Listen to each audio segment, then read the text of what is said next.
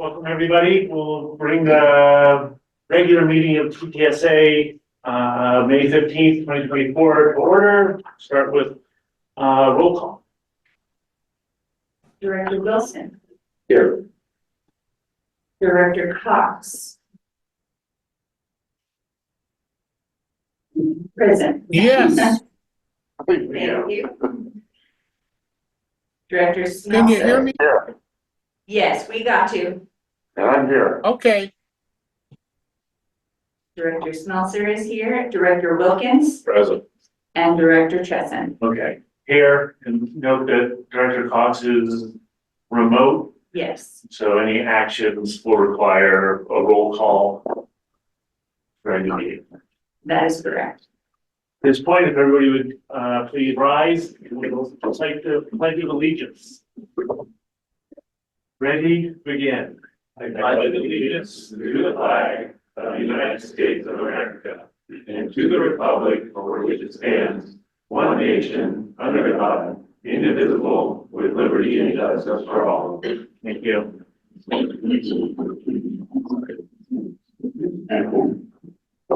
At this point, we will open the meeting for public comment. If there's anybody that is interested in addressing the board on any item that's not currently on the agenda, now is the time to do so. Anybody from the audience? No? Rochelle, did we receive any written or any virtual public comment? We did. We had a written public comment that has previously been distributed to the board of directors regarding parking out on Worker. And other than that, there has not been any other comments submitted. Okay, so we'll note that we received that public comment, that no action on that is indicated on the agenda. Thank you. Yeah, and that's a discussion during board of director comments. Okay, then, hold it till then. We'll move to item 3 at this point, close public comment and move to professional achievements, awards, anniversaries, and staff acknowledgements. Vicky? Good morning, President Keith and directors, in the front of the Resources Administrator. As we do on a regular basis, every month I would like to acknowledge some staff for their achievements, awards, anniversaries, and the other acknowledgements. And I have two this month. First, we have a new employee. We have Nate Lyons. Nate, just say hello. Thank you for joining us, Nate. Nate is, he's our new operator in training within the operations department.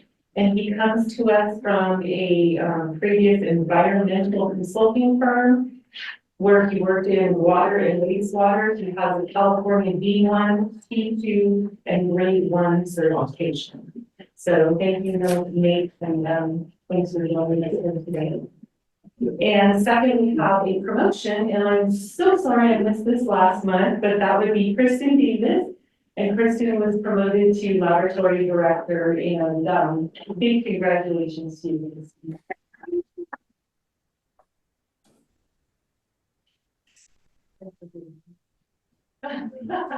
Anyway, that's all I have, and again, congratulations to all those employees. Yeah, welcome, Nate, and congratulations, Kristen. Great, thank you. Move on to our consent agenda. The first item is an approval of the minutes from the April board meeting. Move approval of the consent calendar. Right? Thank you, Dan. I'll second. We have a motion and a second to approve the consent agenda items. Any further discussion? Dale, anything on the consent agenda that you have any issues with? No questions, no comments. Okay, we have a motion and a second. Point, we'll do roll call. Director Wilson, Yes.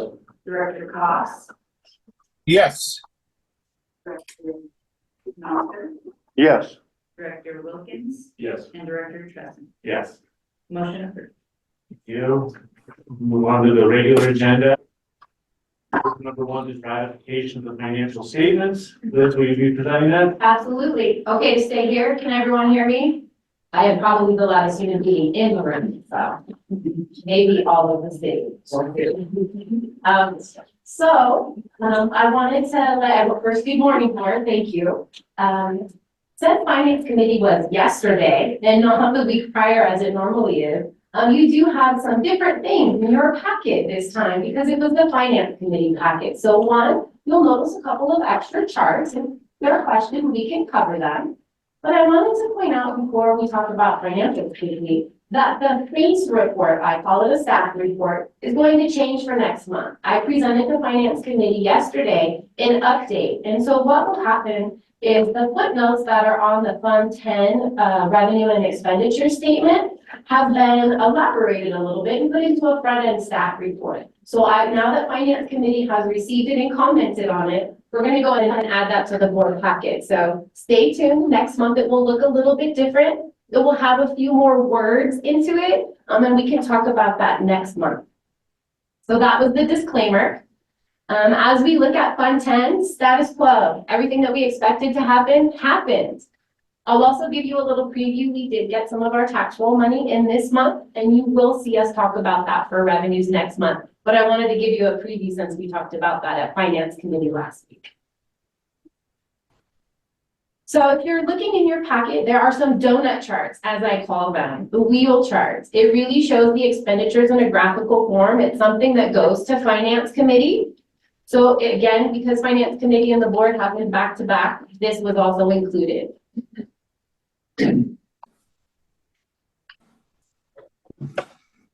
For Fund 2 and Fund 6, again, nothing of note to say. We had some expenditures as we anticipated, so that's good news.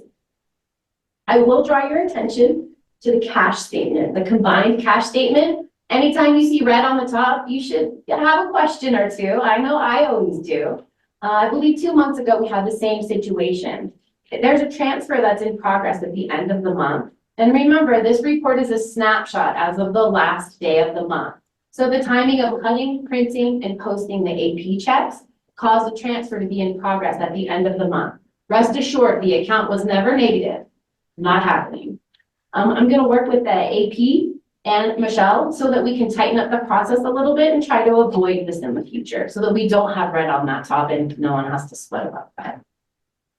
The other item I'll draw your attention to on the fund charts, the wastewater capital reserve balance. We talked at Finance Committee and at the board and changing the access. So please note in this report, the access does not start at 0. We tried to zoom in to show you that while when you're looking at it at a 0, the lines are very similar. They cross year over year. Not a lot of activity happened. This helps you see some of that activity. We did talk at Finance Committee about zooming that back out and keeping it at 0, but I wanted to make sure that everyone noted that for this month's charts. We also added a total cash balance if you look at the third page, and that's all of your funds added together. There's one asterisk for FY20.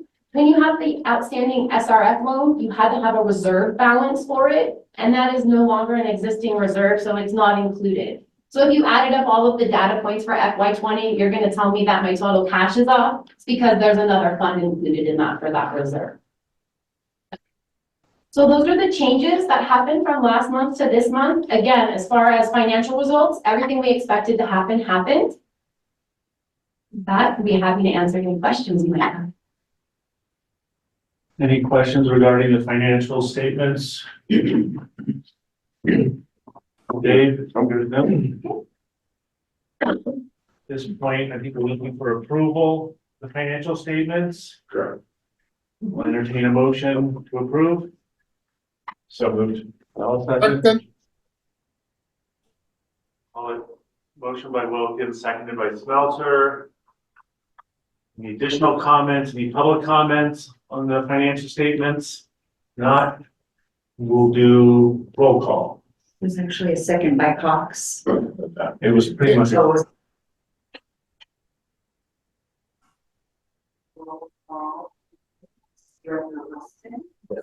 Director Cox, Yes.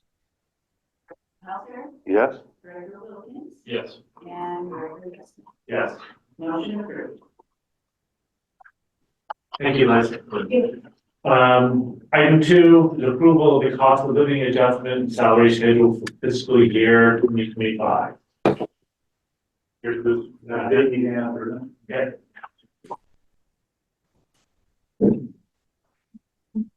We'll be moving again. President, please stand with directors.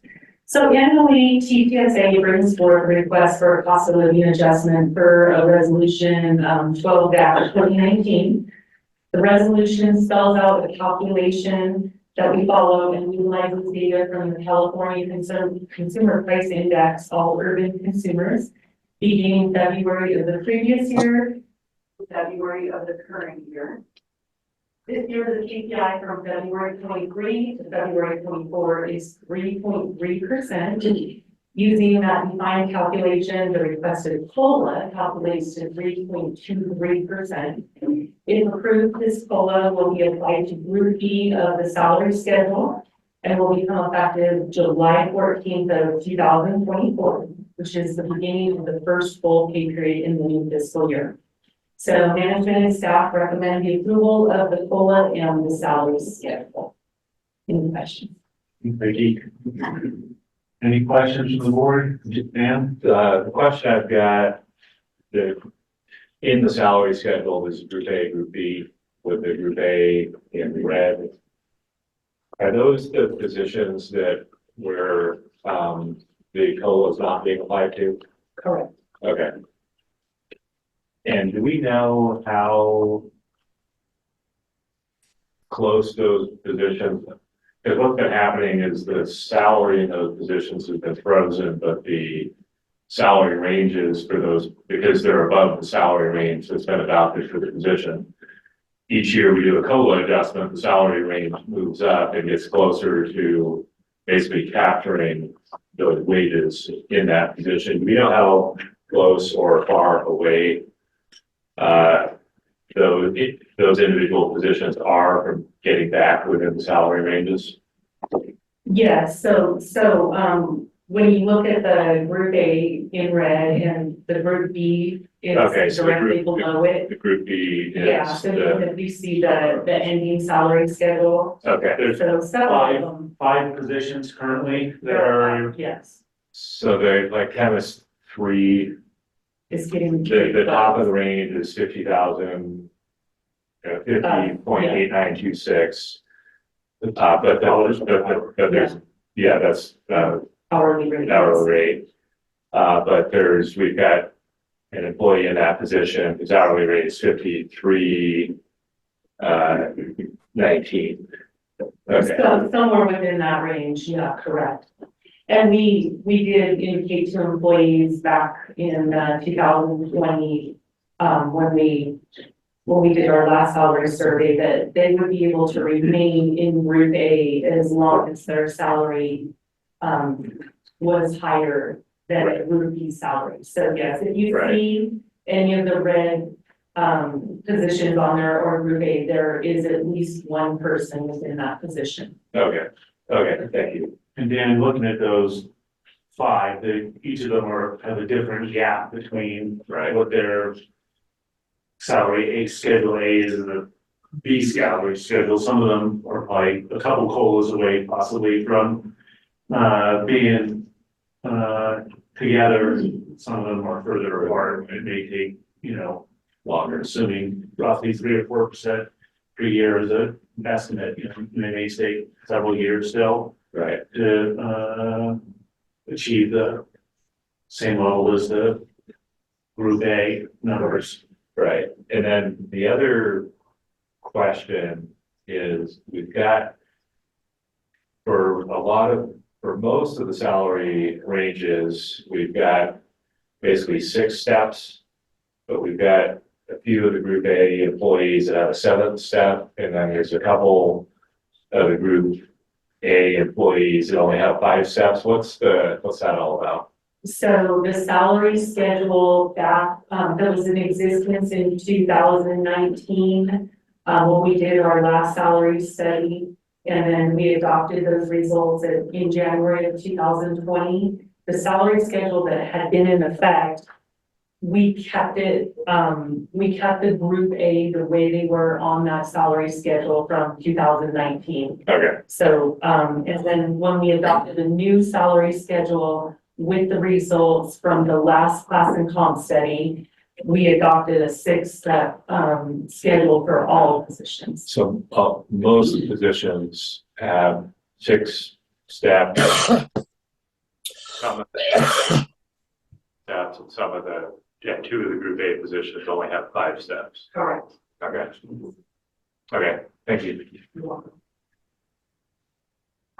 Any other questions, comments from the board regarding the proposed cost of living adjustment as presented? Dave? No, I'm good. Okay. Dale? No questions, no comments. Okay, entertain a motion to adopt a COLA of 3.23% for fiscal year 25, starting July of 2024. So moved.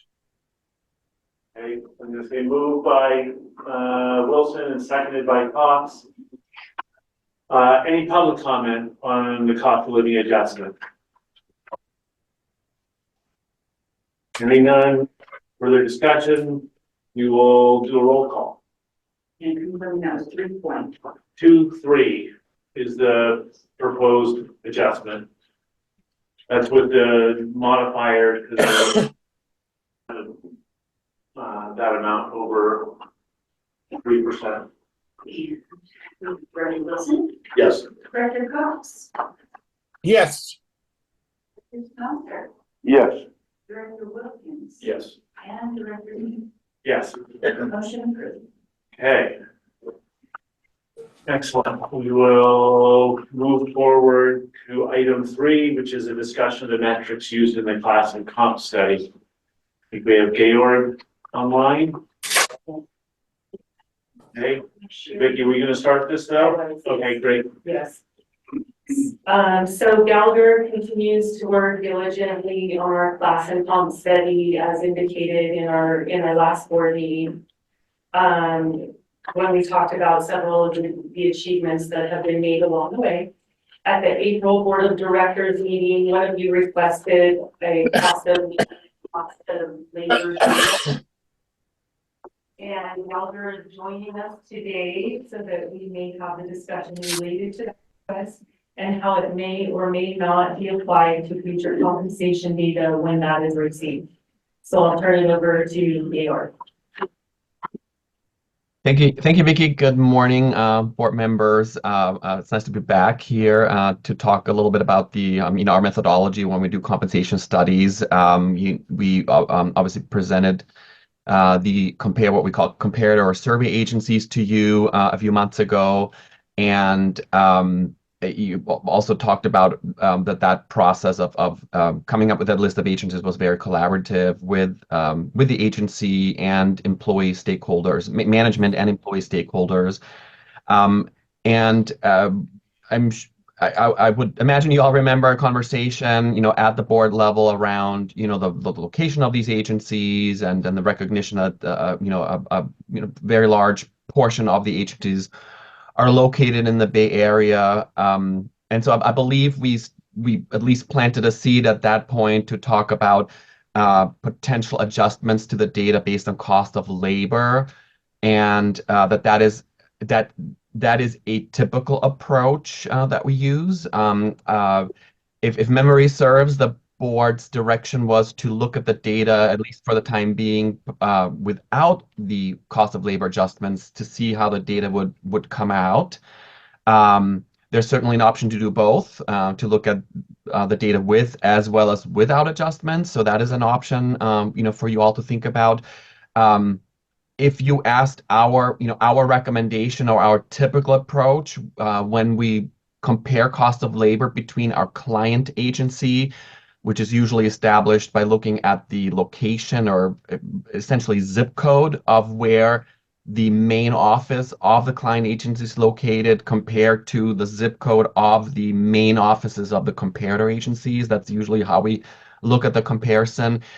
Most typically, if the difference in cost of labor is more than 5%, we usually make an adjustment. We call it a geographic cost of labor adjustment that we apply to the data from the comparator agencies to sort of regularize, if that's the word, or sort of normalize the data of those comparator agencies to bring them to the level of the cost of labor of Tahoe Truckee Sanitation Agency and where you are geographically located.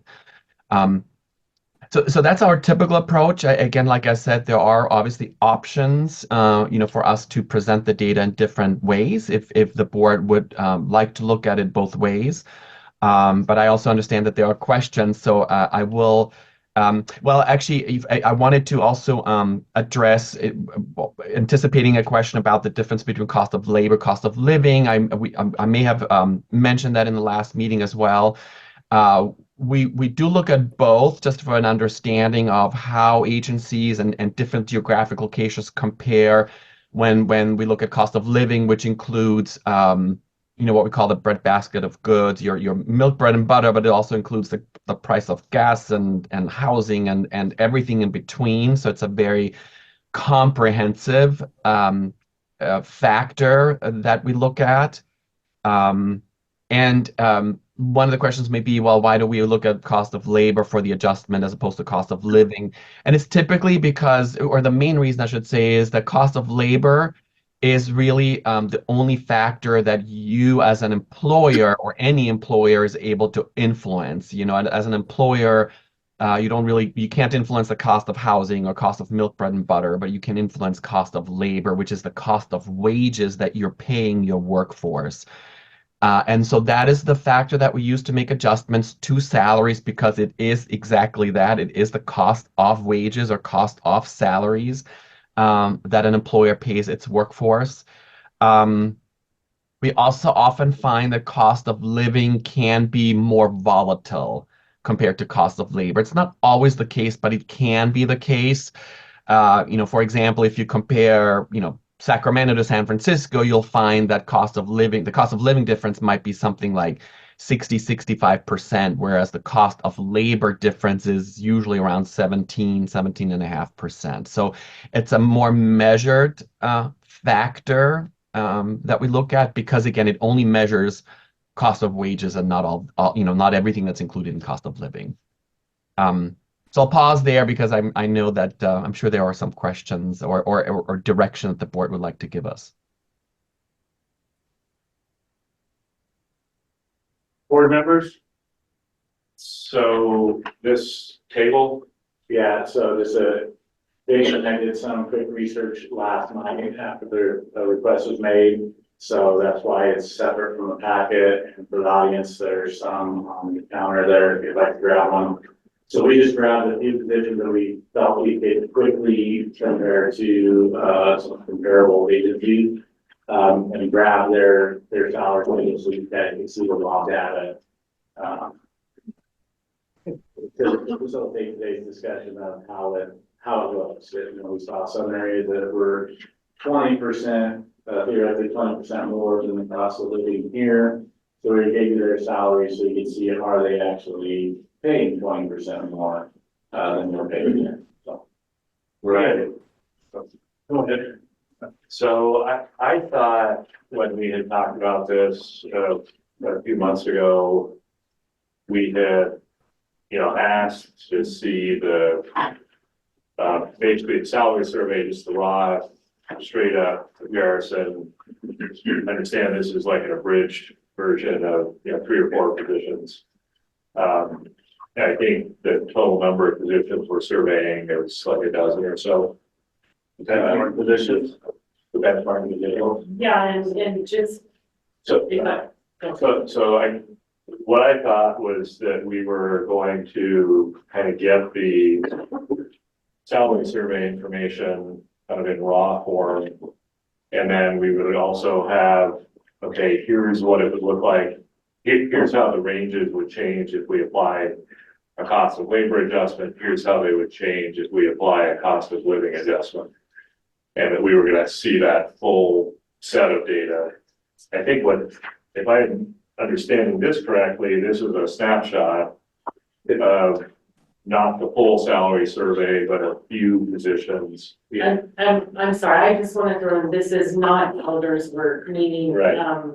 we just went in very quickly and chose the position we thought was correct. We did not analyze the job description like Gallagher is going to do, so, Right, anyway, just wanted to make that clear. okay, So yeah, yes, we will be getting that raw data as you described. There were questions that came up as we got the cost of living and cost of labor numbers from Gallagher, and we shared those. That was the point of having the discussion today, was to ask questions on how are those derived, what do they mean, how might they influence items. The request was made to kind of get some quick data to see just a quick snapshot of how it might affect. And that's the data in front of you that Vicky and I put together. Yeah, just to be clear, Dan, I had asked for that cost of labor and cost of living numbers for the comparator agencies. Right. Because I knew there was no reason to necessarily wait till all the comp stuff was done. I wanted to see what they were. Staff and Gallagher provided that information. I was a little surprised to see, given how much we think, how expensive things are up in Truckee, how far below we were compared to a lot of the comparator agencies. There were a number of comparator agencies that they were saying the cost of labor was 20% higher than us. And I was surprised to see that. And so I had asked, and I thought that might be alarming to staff when that came out, as well as the board. And so I'd asked Richard, is that really a good number or not? Can we look at some benchmark position that, yeah, Gallagher's gonna do a more thorough thing, so I caution staff not to key themselves into this data. Gallagher has not done this. An operator 3, likely it's gonna be something similar to this, but, in fact, it looks like the second column here, the top one is just raw comparison of operator 3 salaries at TTSA. I think it's on the left-hand side of each one, and then the comparator agency, low and high. Okay, TTSA is at the, struggling to see exactly how it works, Yeah, but I'd be happy to explain. so the top line is TTSA, and then if you just jump down to the average at the bottom, you can see that. So even with a labor adjustment, which in some cases reduces the comparators by up to 20%, we're still kind of behind. I was afraid somehow that was I thought that we'd be more comparable within the other entities. And in fact, this is indicating that, that labor adjustment, may be appropriate or.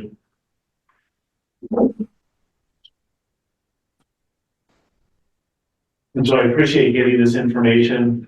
Again, I would caution staff not to expect to see exactly these numbers when Gallagher has done theirs, but, again, I think we all think and know how expensive it is up here. It was surprising to see, how expensive actually it is in other parts of the state compared to Truckee even. yeah, well, I know the Bay Area, one of the things that when we adopted our comparator agencies is we reduced the number of comparator agencies that were closer to us geographically, and increased the number of comparator agencies from primarily the Bay Area. So that's just what we did. I have a question for the folks at Gallagher. Could you go into a little more detail as to what the cost of labor, how that number is derived, what builds that number for, what builds the cost of labor here in Truckee as compared to the cost of labor number for one of our comparator agencies? Yeah, certainly. The resource that we rely on is the Economic Research Institute, and that's one of the most sort of nationally renowned organizations that does research on these kinds of measurements and factors. They also, provide compensation data for, over 7,000 jobs across the nation, all the different sectors and industries that exist. And so they are known for being a resource that, in fact, all compensation consulting firms use as a tool to provide this kind of information. So that is the resource that Gallagher uses to obtain cost of labor data. And there are different ways of looking at the data. Usually what happens is you go in, you select a certain salary. And what we did is, I think what we provided to the agency was the cost of labor based on a salary of $75,000. We since have also gone and looked at what it would be if we assumed a salary of $100,000. Basically, ERI will sort of show you what's the equivalent purchasing power, if you will. If you're assuming $100,000 salary in Truckee, what would that equate to in any of these other areas? And so we obtain the data from ERI. The ERI obtains does the research based on the cost of wages in each given geography. We would probably, I don't know, Lindsay is my colleague Lindsay Christopher's on the call with us as well. I don't think that ERI provides the exact details of every measurement that goes into the cost of labor, such as obviously wages, major benefits, and things like that. But I don't think ERI provides you a list of, measures, medical, dental, vision, all these other benefits, but it's kind of the general cost of wages in any given geography. Lindsay, do you have any additional information on that? Yeah, that's correct. It's the cost of base salaries. There's an option to look at. I think you can kind of pool, not for cost of labor, but there are some like overall total benefit packages when you're looking at salary statistics. But the cost of labor is, I believe they primarily get their information, as you mentioned, from a number of industries, published surveys, direct surveys from like agencies who participate. There's just thousands of resources that go into this data. But as far as cost of labor, it does just spit out kind of one bucket. And we can narrow that by region or, as you mentioned, salary. You should also mention that ERI does not always have a cost of labor for every single zip code in the country. It usually looks at communities with more than 10,000 population. So sometimes we have to go to the nearest zip code. If we're looking up a particular zip code, ERI will give you the nearest zip code that it has data for, if it doesn't have data for that particular zip code that you're researching. So is the cost of labor number, is that an attempt to say, if a position if you look at like all of the people that work, I'm going to say in Truckee and across all different professions, and then you compare that to that same kind of group of professions in another community, that on average, if the cost of labor is 20% higher, that on average, if let's say it's $20 an hour to work at McDonald's here, but in Orinda, cost of labor is 20% higher. So on average, people in Orinda working at McDonald's make $24 an hour. Is that what this is attempting to say or quantify? I appreciate the analogy, and I think that is one way to think about it. I would only caution to not think about it in terms of individual employers or individual jobs, because if you're comparing, a fast food worker at McDonald's in Orinda versus Truckee, that it may not pan out in exactly that way, that one gets paid 20% more than the other. But when you look at all of the jobs in all of the industry globally or comprehensively in each geography, that's where that 20% comes from. It doesn't Okay. mean that when you're comparing individual employers to each other, that's going to exactly equate to that 20% difference. And that's obviously why you conduct compensation surveys, where you then are able to compare individual employers to each other, right? Which is, of course, the effort that we're working on right now for you all. I have a question on this piece of paper. Was that generated in-house or was this the ERI? Or was this from Gallagher? That one is from him. So, I'm not sure if you know which one I'm talking about. It's the ERI We know trucking comparison. Reno Truckee comparison. The top two lines are Truckee, California, Reno, Nevada, and it talks about the cost of labor and what percentage that is of the United States. The next two lines are cost of living, and there's a number 75,000, but that doesn't tell us what percent that is compared to the United States. I think that's a data point that I personally would like to be able to compare. Does this allow that? If you have the capability? I want to say that it may, but Lindsay, don't know if you recall. I am looking at the same. I think I'm looking at the same information right now on my other screen here. I see what you're saying. It's not including the percentage for cost of living. There Right. is a way though to present that, Lindsay, I believe, right? If you're focusing on cost of living specifically, we should be able to provide the difference between any individual geography compared to kind of the national average is usually what ERI does. So we would Yeah, and I think provide that. that's It may not be the same report like this, but we could probably provide a separate report on that. Yeah, I think it's critical in this instance because if the cost of living is 25% higher, those two numbers are going to be dramatically different. And I think that's a critical point to look at.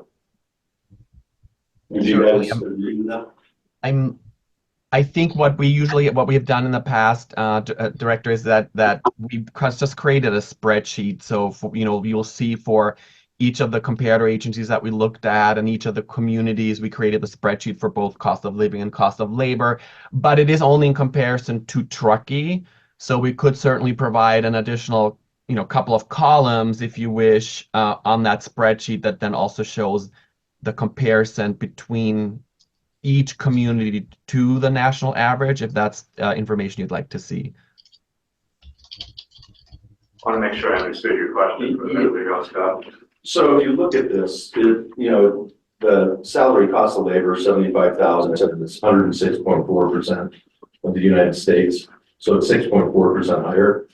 I'm interested in the cost of living, how much higher it is here versus, because those two numbers really, in my mind, need to be compared and looked at to come to a decision. Does that help clarify, Dan? Yes. I think that would be interesting information to have, when it comes to actually us selecting the appropriate wage adjustment, comparing it to the United States as a whole. I don't know that really factors in. I think I'd be curious in understanding where Truckee sits there also, more from just a general curiosity. I think when it comes to actually looking at the data that Gallagher is going to provide, they're going to be trying to take the actual comparisons to the comparator agencies and those locations. And Georg, you mentioned that, when there's more than a 5% difference in that cost of labor, that's when you typically will provide that data. And I'm just curious, in round numbers, you guys have done probably, hundreds and hundreds of these comp studies. How often do the agencies that have solicited your work to do this actually make their decision with choosing an adjustment based on those cost of labor differences? Is that generally industry standard, or is it kind of more of the, less common? That's a great question, as you might imagine, every agency's decisions are so unique and subjective to that agency and the agency's overall compensation philosophy. I would say that the majority of the time, the adjustments are made if there are a set of comparator agencies that are located in a significantly different cost of labor, both directions, obviously. I would say the majority of the time, that the choice is to adjust the data. I will also say that,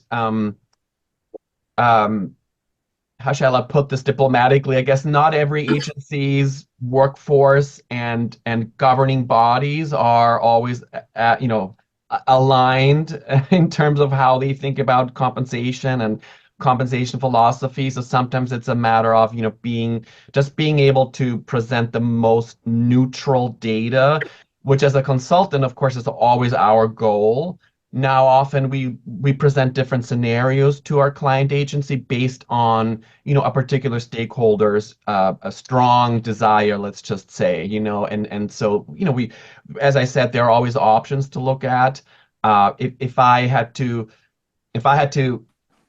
think about the most neutral way of doing it, I would most likely apply the adjustment. And it is interesting to note, I mean, I think our previous comp study, there were a lot more local agencies that were used. We didn't consider cost of labor when we did that previous study. And if you look at the couple agencies that are local to us, they fall in that kind of less than 5%, understandably, because they're geographically located next to us. And it is interesting as we've chosen more comparator agencies that are further away. We are seeing significant distances, changes from the cost of labor. So, I have a question for probably Vicki, but this goes to someone else. So I just added up I just took an average of the percentage differences on cost of labor. It looks like it's like 8.6% when it's average, or 8.7% when it's average across all of the comparator agencies. Okay. That cost of living, I didn't do the math on that yet, but I think when I first looked at this table, I was looking at the bottom number and the cost of labor, thinking that was like an average of all the agencies, but it's not. That just happens to be the Union average Sanitary of those- District. Well, What's those that? salaries. What's that? The average that you see at the bottom of each section is the average of those salaries that are above it. So the average salaries of the low end of the operator, for example, and the high end of the operator, the average of all the employers or all of our comparator agencies, less TTSA. TTSA is not included in there. Yeah, I may be oversimplifying this, but I just quickly added up the cost of labor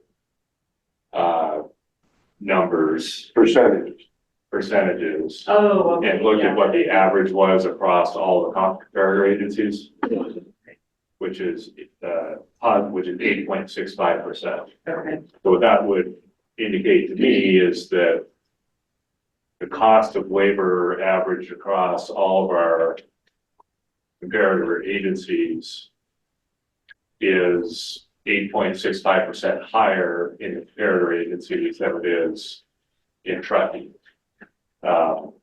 And then a person could do similar math on cost of living, and it's going to be, I don't know what the number is going to come out to, but I think that's going to be the question at the end of the day is, do we just take the raw salary data and benchmark our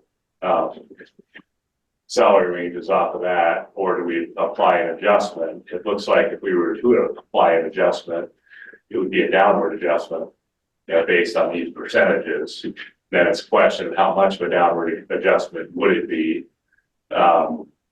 So just simple math, if you're factoring in cost of labor, it would be a 5 to 10% downward adjustment potentially. If you brought that into the math, if you didn't, then it wouldn't come into play. But I believe Gallagher would apply, they wouldn't take an average and apply it against all of them. They would take the location-specific cost of living adjustment and just apply it to that specific agencies. I don't think it makes sense to do an average and then, say decrease TSD salaries by 8% because the average of all of them are 8%. I think you need to take each one independently. At least that's my assumption of how Gallagher would propose to do that. It's an interesting data point to say, on average, our comparator agencies' cost of labor is 8% higher than TTSA for truckies, not TTSA, but truckies' cost of labor. But I don't think they're planning on, in their proposal, to apply an average value against all agencies based on that average number. I would just like to state again, and I know I already did this, but this is just very raw data of salary only. Gallagher is doing a much more comprehensive look at many more items than just the salary. And again, we didn't look at job descriptions when we were doing it, and I know that Gallagher is ensuring that there's a certain percentage of sameness in the job description before they for that salary. So anyway, I just wanted to state that again. But the actual cost of labor and cost of living data is the cost of, that's correct. The actual salary stuff is a kind of a quick stab Yes. that staff did, but I understand that. I was trying to get a flavor for the kind of order of magnitude of what approaching this one way versus another would result in. I understand that when you go through the detailed analysis, there's going to be, it's not going to be exactly an average of this, but I would expect it's going to be somewhere in that ballpark. right. When we get that column, in general, the cost of labor salaries, if applied, are gonna reduce. I don't know that there's any comparator agency that had a cost of labor that was more than 5% below ours. The closest one are Tahoe City and North Tahoe are the only two geographic regions that appear to have a cost of labor that's less than Truckies, and they're at 4%. And I do believe those numbers were based on Incline Village. So that may change also. Yeah, I was expecting this data might move salaries in the other direction, but that's at least at first blush, it's not indicating that would necessarily be the case. And some of that may have to do with the fact that we picked up a fair number of comparator agencies that are in the Bay Area that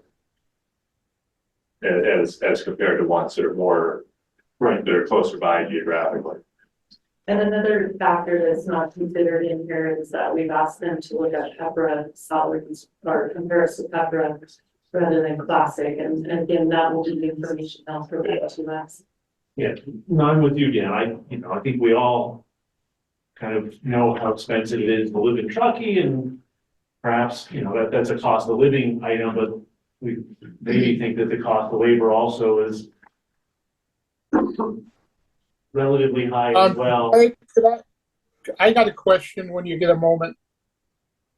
I was surprised to see, actually how expensive the cost of living and how much, cost of labor is an indication of what they pay folks, how high it was with these comparator agencies. But the data actually seems to, is this very rough snapshot backstop that, again, don't hang your hat on it. If you look at that top column versus the average comparators, we're pretty far behind. Again, Gallagher is going to do a more in-depth analysis, even with a cost of labor downward adjustment on a number of them, the averages across the board are higher than, our current salaries. Dale, go ahead. You had a question for Gallagher? Yeah, I got a comment. You know, I'm a little bit at a disadvantage here because I don't have the handout that you guys have been referring to. But this is something that has been bothering me a little bit when we talk about this survey, and I'm sure that Gallagher and their consultants are doing a great job. But the way I see it, we're in a unique situation here with TTSA geographically. And we can talk all we want about the cost of living. We can talk all we want about the cost of labor.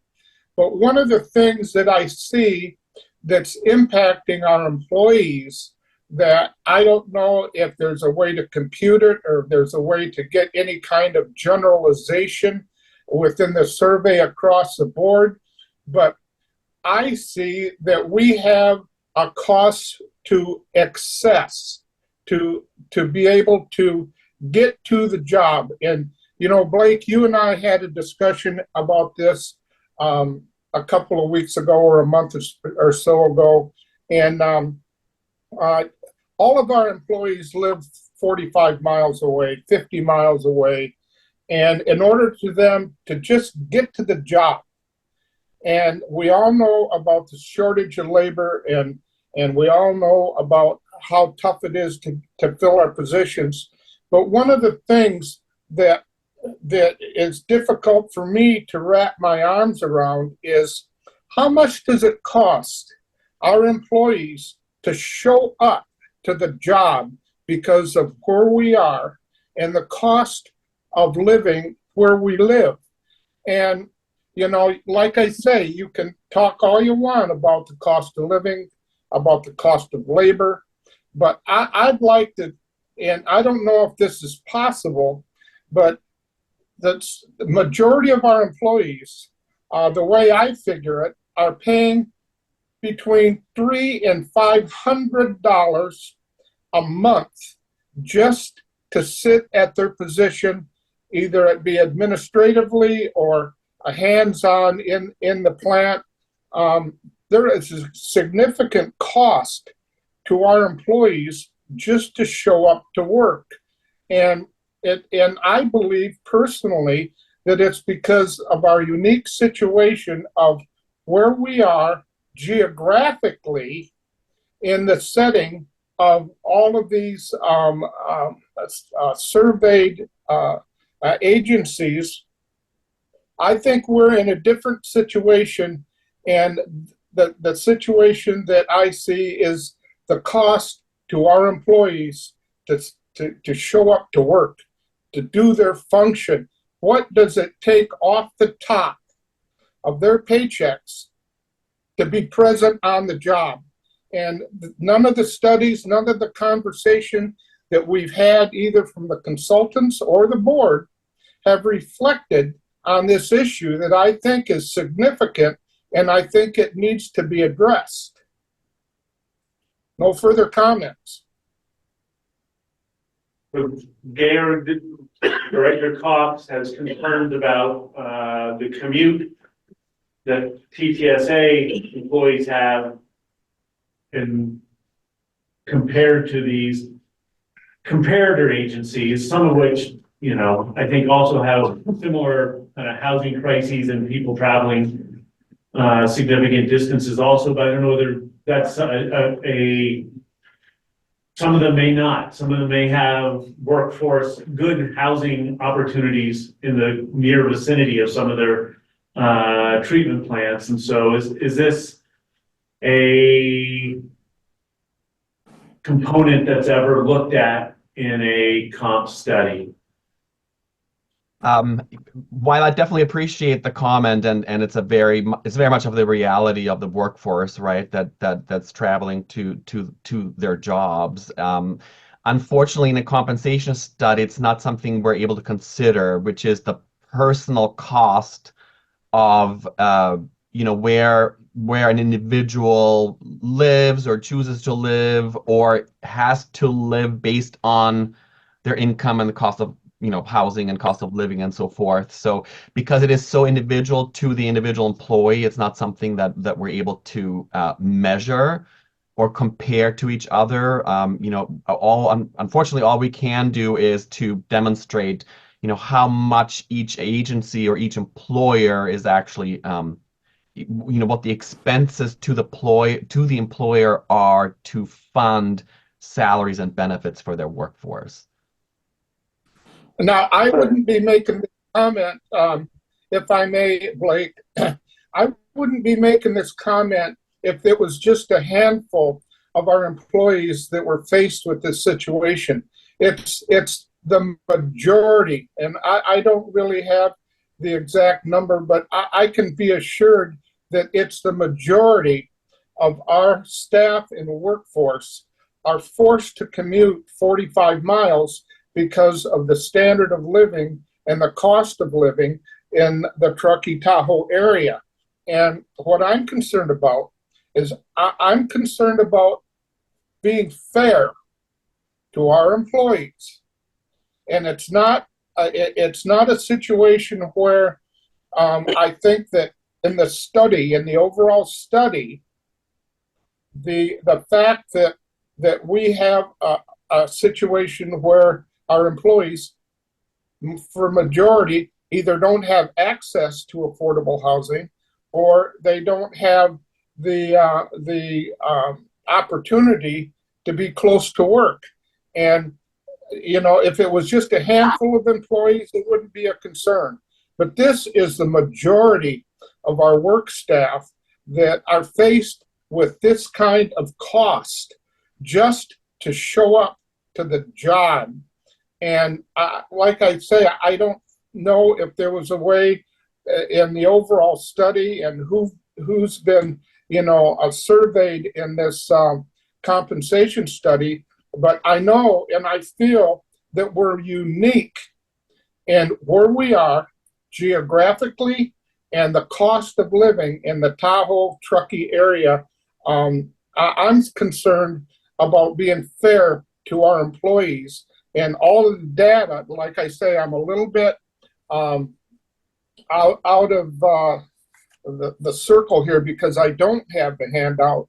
But from what I've understood from the conversation, from everything that's been said here, we're not touching on what I think is a very important issue that we have with our staff and our employees.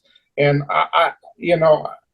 like you were saying, I don't know if there's a way we could get our arms around this, but my concern is to be fair to our people. The cost of living, the cost of labor is one thing, but the cost to access the job is another thing that I think has serious impact on our ability to get people, to get qualified help, to pay them fairly, so that they could sit back and be a part of our team. So it's a concern. I think it's something that everybody should sit back in the back of their mind and think about, because we're not touching on what I think is a very important issue. Comment about that. I think the board can look at that. We know what it costs to run a vehicle up here, and if you're paying for a 4-wheel drive versus a 2-wheel drive and all the rest of it. I think we can look at the data provided and make our own decision about how much more, or whatever.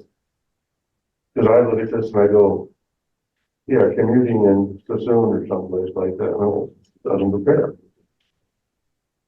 Yeah, it doesn't sound like there's an easy way to quantify that in the study, but it's kind of an externality that we can certainly take into consideration when we get the data. And it may not, I don't know whether it's a numerical number we put to it or somehow, it's something that we should take into consideration.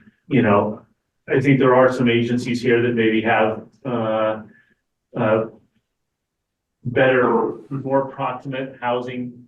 I think some of them are in a very similar situation to us, in the Bay Area, Silicon Valley. I know there are folks commute all the way from the Central Valley and, you know, for those of us who come up the canyon, you got it good compared to driving through the Bay Area. It's further away and it's not nearly as pretty. But Dale, comments taken. I don't think that there's any direction we can give. I'm not sensing that there's any direction really we can give Gallagher in terms of their work to actually quantify that, but something that I think is in our minds as we go through the process and eventually, you know, are faced with a decision as to what's the appropriate, you know, there's gonna be eventually the numbers are gonna be the raw data, the comparison of the cost of living. Then we're gonna have to pick some type of percentile. Historically, I think 4 years or 5 years ago, percentile, you've got comparison on averages. So there's gonna be opportunities for us to take this into consideration and in our final decision making. So anything else while we have Gallagher on the line regarding the study and the study methodology? What is I guess my question would be, what is the proposed timing, you know, the next steps? This was just a discussion item. I appreciate, you know, the discussion now on the cost of labor and living. What do we expect to see in June, July? When do we sort of expect the study to be done and the board presented with the final information? Yeah, I can jump on that, and then Lindsay, please chime in on this as well. Or Vicky, I'm sorry, did you want to address that? Okay, yeah, Lindsay chime in here as well, but we are actually in the process of completing all of the data collection and the job matching, and are entering the data into our reporting software. So I would imagine, Lindsay, next couple of weeks at the latest that we should be able to produce the first set of survey results, correct? Correct, yes. Yeah, so we'll get that over to obviously to Vicky as soon as we have it, and you know, we'll go from there. I wanted to please, if I could, but just confirm. I think I heard the board say you would like obviously the raw data. You would like a version of the data with the cost of labor adjustments. Did I hear you say that you also would like to look at a set of data with the cost of living as the adjustment factor? So 3 sets of the data, is that correct? Or just cost of labor? I have one board member saying that a yes to that. If we got it, it just makes the spreadsheet wider. It shouldn't be too much more work, really. I think we have to pay attention to the cost of living. Okay, Dale was very eloquent in it, and I'm picking up from Dave that the cost of living up here certainly needs to be a concern, and that's a data point that I feel would benefit us. As far as spreadsheet, it's going to be, what, 3 more pieces? Yeah, I mean, we can look at it. I mean, you look at I'd say in general, the cost of living data seems to be even more inflated in the comparator agencies, and therefore, if we take it into consideration, it's not gonna help the agency, it's gonna actually depress the comparator ones, and so it surprisingly is gonna have the opposite effect, we think, for all of us who think the cost of living is very high up here. The comparator agencies are even, the data is showing that it's even higher, but I think, Georg, I think the answer is yes. I'm hearing, let's have that information available. Again, the board's gonna exercise its discretion in how it interprets the data and how it wants to do it. And it sounds like timing wise, we may in June be able to have the information and deliberate and possibly take action at that time. I will certainly bring forth an update regardless of whether it's significant or just an update, but absolutely. Perfect. Anything else from the board? Questions for the consultant? What's that? Right. If there's no other board questions, I'll open up to public comment. You guys all are obviously stakeholders in this. I know that Richard has included a focus group also who's hopefully been involved in this, but if anybody else has questions or comments they want to direct to the board, or Gallagher, open that up at this time. Great. I didn't prepare anything to say, so, forgive me if I stumble a little bit on this. There were several of us yesterday, were looking at that $75,000 a year cost of labor number. And kind of curious more about where that comes from. Can we ask? I don't know. I'm sorry, Yeah, introduce yourself. I'm Trevor Champlin, I'm assistant engineer. Okay. And I'm one of the people that I have an 88-mile round trip, drive down the hill. That $75,000 a year number, several of us were concerned about because it seems like that's where the cost of labor adjustment factors are coming from, that is comparing the $75,000 a year cost of labor here versus these other places. We did a little bit of quick math because an email that Vicky sent to the focus group that got submitted to us that stated from Gallagher that a lot of that number comes from rental rates in the area. So we just did a quick, 10-minute analysis on Zillow, but there were 80 current rental opportunities, I guess, in Truckee, and we got all these tracking stuff. So we said 2,500 square feet or less. The average monthly cost was $4,200 a month in Truckee. And so that ends up being something like 70% of somebody's gross salary if they're at $75,000 a year, which doesn't make a ton of sense. But from ERI, the Economic Research Institute, just from a Google search, it thinks or at least from what we saw, the average home purchase price in Truckee is in the $600,000 range, which seems about maybe close to half of what we know the reality is. So maybe could we have Gallagher look at that number of where this cost of labor is coming from and make sure, kind of do a sanity check on, do these home prices make sense for what the reality is up there and what the rent price is. We also looked at a couple places in the Bay Area, Fairfield area, the average rent was about $2,100 a month.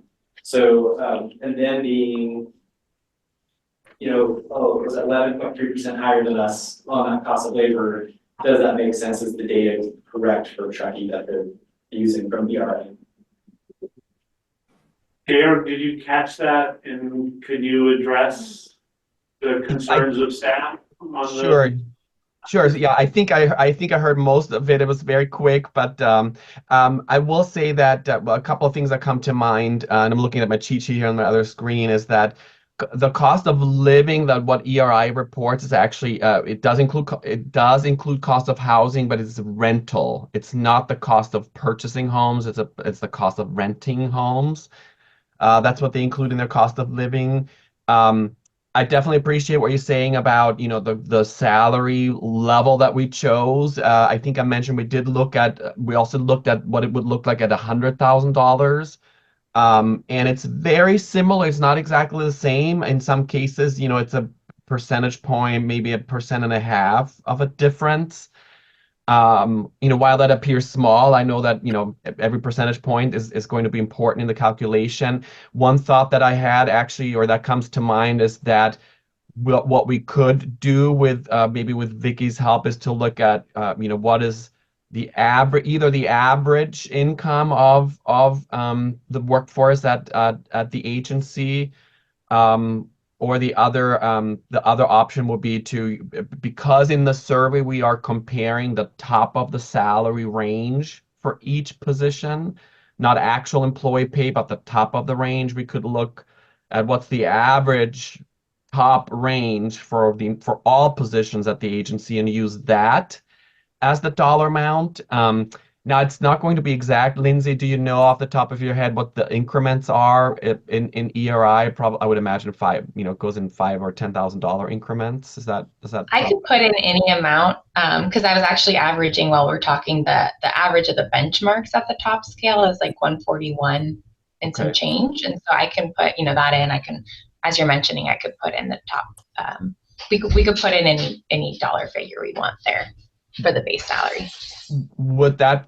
Does that sound like a reasonable approach to staff and the board to use the average top range as the number we use in ERI? It may potentially make some difference. I will tell you that comparing the values we have based on $75,000 versus $100,000, most of the factors actually go up by 1% or 1.5%. So that it may appear that the higher the salary we put into the ERI, the greater the distance is going to be in terms of cost of labor. It's my sense is that the reason that is that higher salaries will include, potentially include executive pay, which of course executive pay in the Bay Area, for example, is most likely even higher than in the Tahoe region. So the delta between Tahoe and the Bay Area may become greater the higher up you go in pay. So we wanted to be measured in that. We obviously want to be sure to be as fair as possible, right, in this approach. So we could certainly look at the numbers and report back to, let Vicky know how they shake out, and then make a decision based on that if you all prefer. Yeah. Yeah, I don't know that Trevor was asking whether 75 was appropriate. It sounded like they had done sort of again, a kind of back in the envelope gut check on rental prices in Truckee, and chose Fairfield, Sassoon, and, saw a significant higher rental prices for a 2,500 square foot unit here than there, yet a cost of living and labor in Fairfield, Sassoon higher than Truckee. And I imagine, I think even housing costs aren't supposed to be 75% of your salary. I think the goal in general is that there's somewhere around a third of your overall salary should go towards housing. And so I'm hearing concern with staff about the ES or the ERI data and how it's collected. And, again, I don't know whether adjusting salary, the basis for the salary, sounds like that's not gonna dispel the concern staff has about this ERI data. And I don't know the background behind how ERI does this. I mean, it sounds like an interesting thing, and maybe it's just something, again, that the board needs to just sort of, understand that it's not perfect. These are gonna give us values to play with. Consider the cost of housing, add into it snow removal and heat. Well, ideally, that's that's stuff that gets factored into this. There's concerns that maybe that doesn't get factored in, that again, I think we all kind of probably came into this going, boy, the cost of living is so high in Truckee.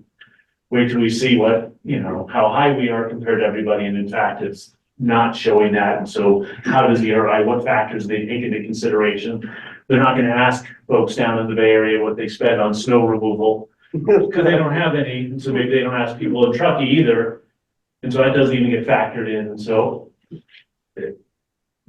this isn't, it's kind of science, but a lot of it is just gives us a sense of where things are at. I think, again, it comes down to staff working on it, providing that input, and the board eventually making its discretionary decision on what we think is appropriate. Again, our goal is to pay you guys the right salary so that we can recruit and retain top quality folks and achieve our mission.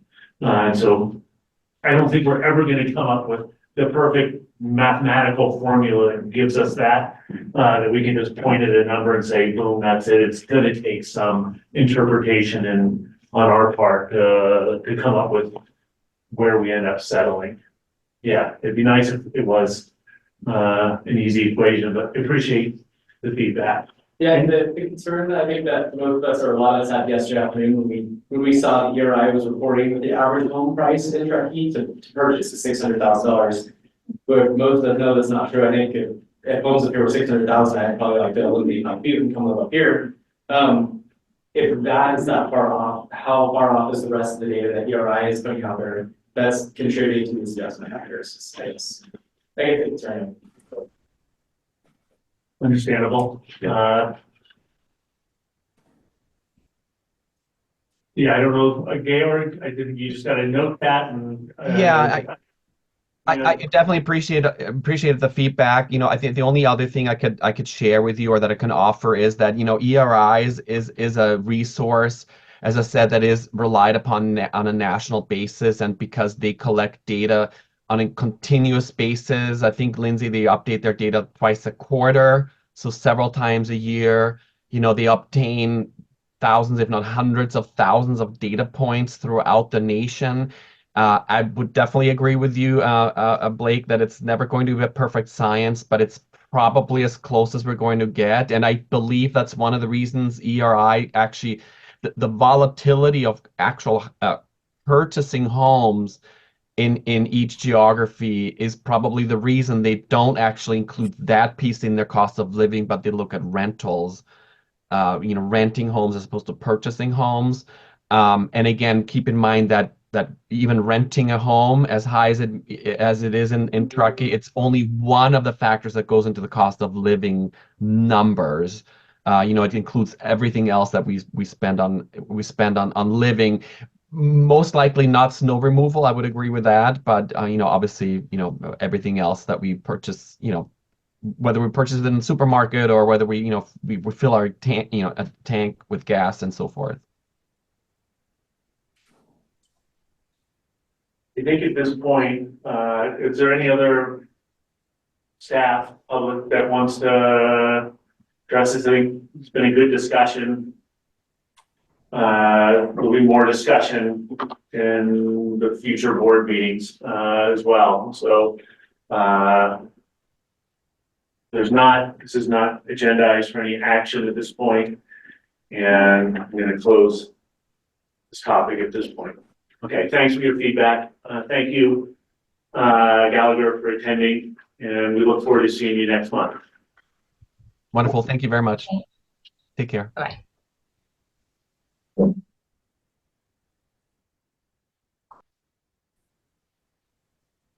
Electronics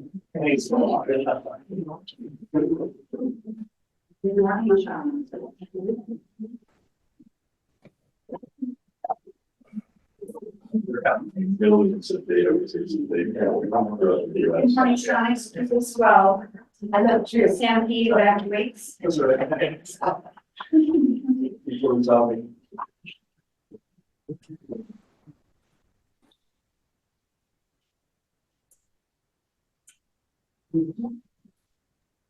All right, we'll move on. Item 4, presentation of the 2024 connection fee study by HDR. We have Sean, Warren of HDR here to give a presentation on the connection fee study. So I'll turn it over to Sean. Hi, Sean, can you hear us? Sounds good. Good morning. I can. Can you all hear me? Yes. Go ahead. All right. Rochelle, do you want me to present? Sure, go ahead. I gave you co-host permissions, so you don't have to tell me. Next slide. Now I gotta find, sorry, which screen to present on. That's always the fun part. There we go.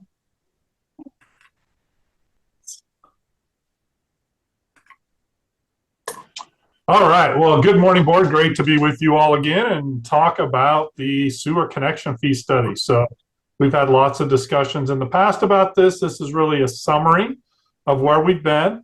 There are no changes to the numbers that you all have seen in the past. So this is just summarizing where we're at and how we're developing the overall sewer connection fee.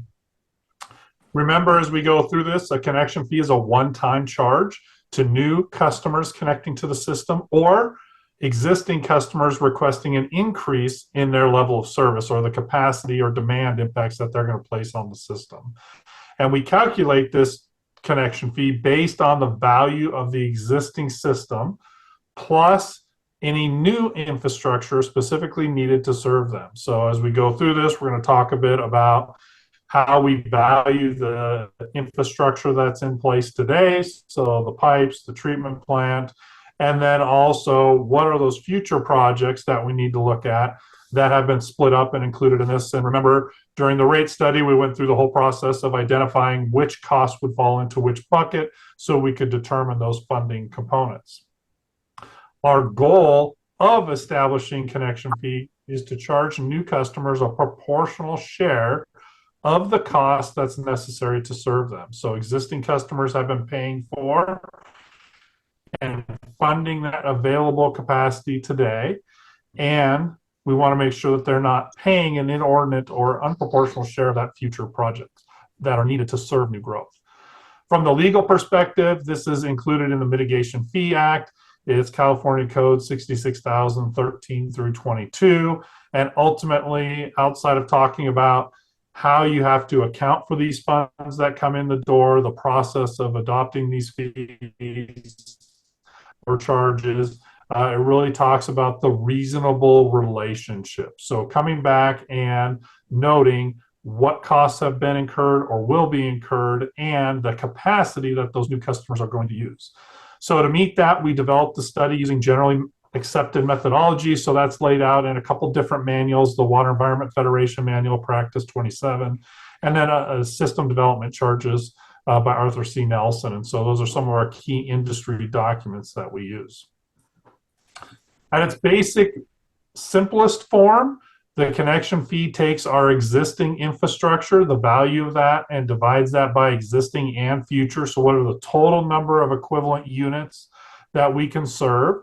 And generally takes the future, so the proportion of your CIP that's related to capital, and divides through by the future EDUs. And the sum of those gives us our connection fee, our maximum allowable connection fee per equivalent unit. Now, remember, as we go through this, we value the existing system at replacement cost new. So what is that value today by simply taking the engineering news record construction cost index? We also back out anything that was identifiable as being developer or grant contributed. So something that the district did not fund, either its customers or through borrowing, to pay for that, as well as the little assets, right? We're talking about a capacity calculation here. So what's necessary to support that new capacity in the system? We also back out outstanding debt principal. So if we paid for existing assets with long-term debt, that's being paid for on the rate side. So we don't want to double dip, charge them once in the connection fee and once again in the rates. And then we did back out our Fund 2 capital reserves. So those are the fund that collects our connection fees. Those funds will be used to pay for future growth-related capital projects, so we back those out as part of that. As I mentioned, we went through our overall CIP, our capital improvement plan. Staff worked long and hard at that during the rate study to come back and split those assets or those future projects between what is paying or is providing service to new customers and what is a replacement project that would be funded through our general rate component. We've had lots of discussion about how we define an equivalent unit.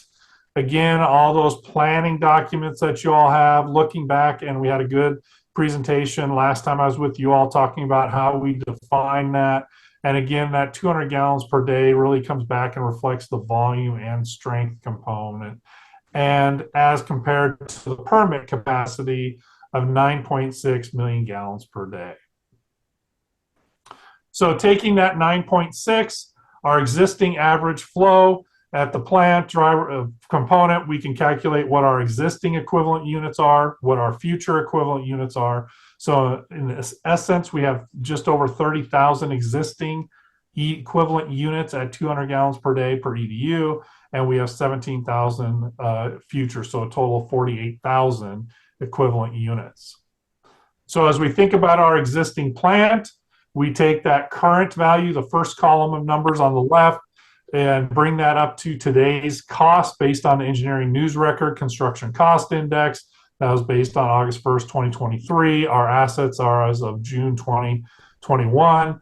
And that increases that almost 3 times. And you can see that we add in work in progress. So those are assets that you have paid for, but have not been put into service. We back out our contributed capital and outstanding debt principal. That's principal only, so not the interest expense, and our 17.9 million of Fund 2 reserves. That gives us our existing, or what I'll refer to as the buy-in component, of $325 million at RCN, replacement cost new, divided by our existing and future equivalent units of 48,000, comes back to a sewer connection fee for the buy-in of $6,779. Now, as a point of reference for many of the directors that were here when we did the initial calculation of this back in 2019, when we did that study then, we were at about 6,200 for this buy-in component. So fairly comparable. And that makes sense given some of the assets you've added since the 2019 study, as well as the increase in the ENR CCI value. Looking at our future component, we broke this into 3 different sections. One is the TRI, or Truckee River Interceptor. We had 6.9 million there. We had plant improvements related to growth. So again, this is only the growth or expansion, capacity enabling or enhancing component. We had 17.4 million. So in total, we have 24.3 million in that future component. We divide through by the future equivalent units only of 17,350. So we have a future sewer connection fee of $1,401. Now, one of the different approaches that we used in this study is we also have new facilities at the plant that are more regulatory driven. So this is some of the treatment process improvements that it totaled 37.5 million. We divided those through by all customers, existing and future. So a bit more of a conservative approach, but ultimately in my experience, looking at those expansion enabling, but regulatory driven projects, it makes more sense to come back to that overall full build out number. That results in that future component of $781. So that plus the 1401 gives us a future sewer connection fee of $2182. Now adding those two together gives us a total fee of $8,961 per equivalent unit. As I just mentioned earlier, we had our 2019 connection fee, and we had calculated that at about $6,200. At that point, the board was just authorizing the master planning process. So the fee was maintained at that level for this study update so we could incorporate future capital improvements that enable the system as part of that. But you can see a fairly substantial increase. But again, it's looking at the value of the system today that new customers are going to benefit from when they connect to the system. So both from an interceptor perspective, right, as well as the treatment component of this. So moving forward, how does this impact new customers? So if you do remember, the primary change we made back in 2019 was coming back to a minimum sewer connection fee charge. And so then, and adding to that a square footage charge. Now, recently, California has changed the legal approach to these, not for water or sewer connection fees, but other impact fees, what general cities may charge, where they come back to a proportional approach based on square footage. This mimics that, and so it reflects what others are doing and provides that difference between that capacity impact of that average 2,000 square foot home versus a new 5,000 or 10,000 square foot home, or on the other side of it, a smaller cottage that's being built. So really trying to come back and reflect that demand and capacity requirements of that. So we have our minimum charge today of $1,500. That is increased to $2,690, keeping that same relationship or ratio of the overall fee. And then that square footage charge goes from $1.75 to $3.14 per square foot. Again, this is only our residential connections as part of this. Now for additions, we maintained this as well. We had a good discussion on this in 2019 of how we would charge this. We came back with board discussion of anything greater than 500 square feet would be charged the square footage charge, so that's adjusted as well.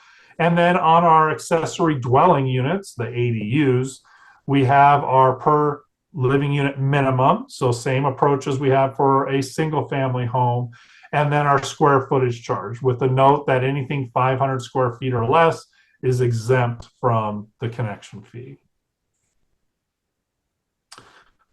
On the non-residential side, again, we have our different categories like we do on the sewer rate side. And so we have different connection types, our beauty or barber shop, our other commercial establishments, a restaurant or bar, a grocery, etc. And these are based on the number of service chairs, fixture units, seats, etc. So you can go down this list and see what that looks like. In the middle here we have an equivalent ratio. And that equivalent ratio is based on industry standard data of that relationship of the number of chairs, as an example, using a beauty and barber shop, the first row, saying that it's 0.5 per chair. That equates to the amount of wastewater flow and strength that is coming back into the system.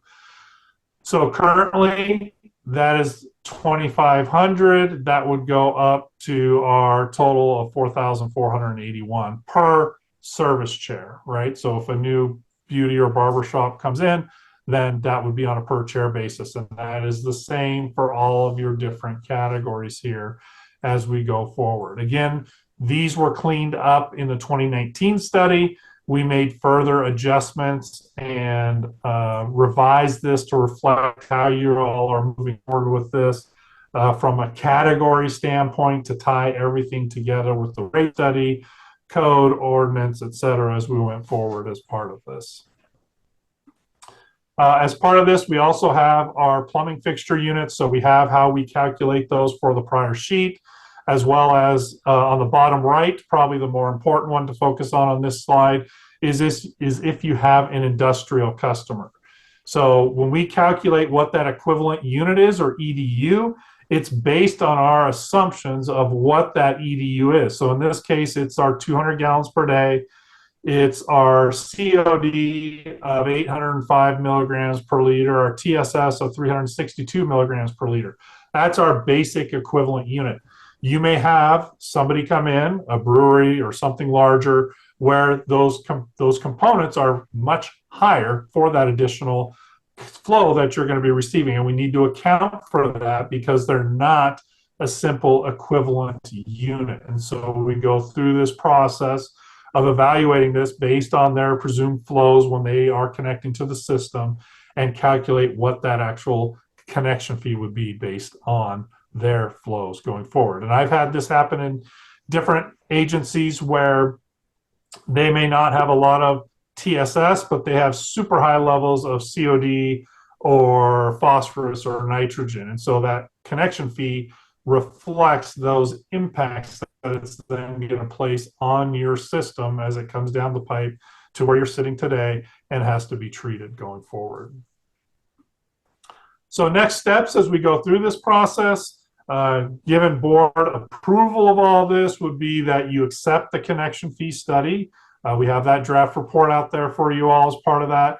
And then we would be setting that public hearing date. The agency would then notify interested parties. So that's one of the legal requirements of implementing connection fees is notifying those parties. Then you would be able to hold that public hearing. And then at the board's discretion, you could adopt a connection fee not to exceed the maximum calculated connection fee. So as I mentioned, when we calculate this, we're calculating the maximum fee that we can support based on the data and information we have. That's our ceiling. So the board can adopt anything less than that. But again, then you all are acknowledging that existing customers are going to pay for a proportion or share or greater proportional share of the existing infrastructure future infrastructure that's needed to serve those customers. So with that, that's all I have for right now. I will turn it back over to the board or staff for any questions and discussion on the study. Thank you, Sean. Any questions? We've seen this a couple times.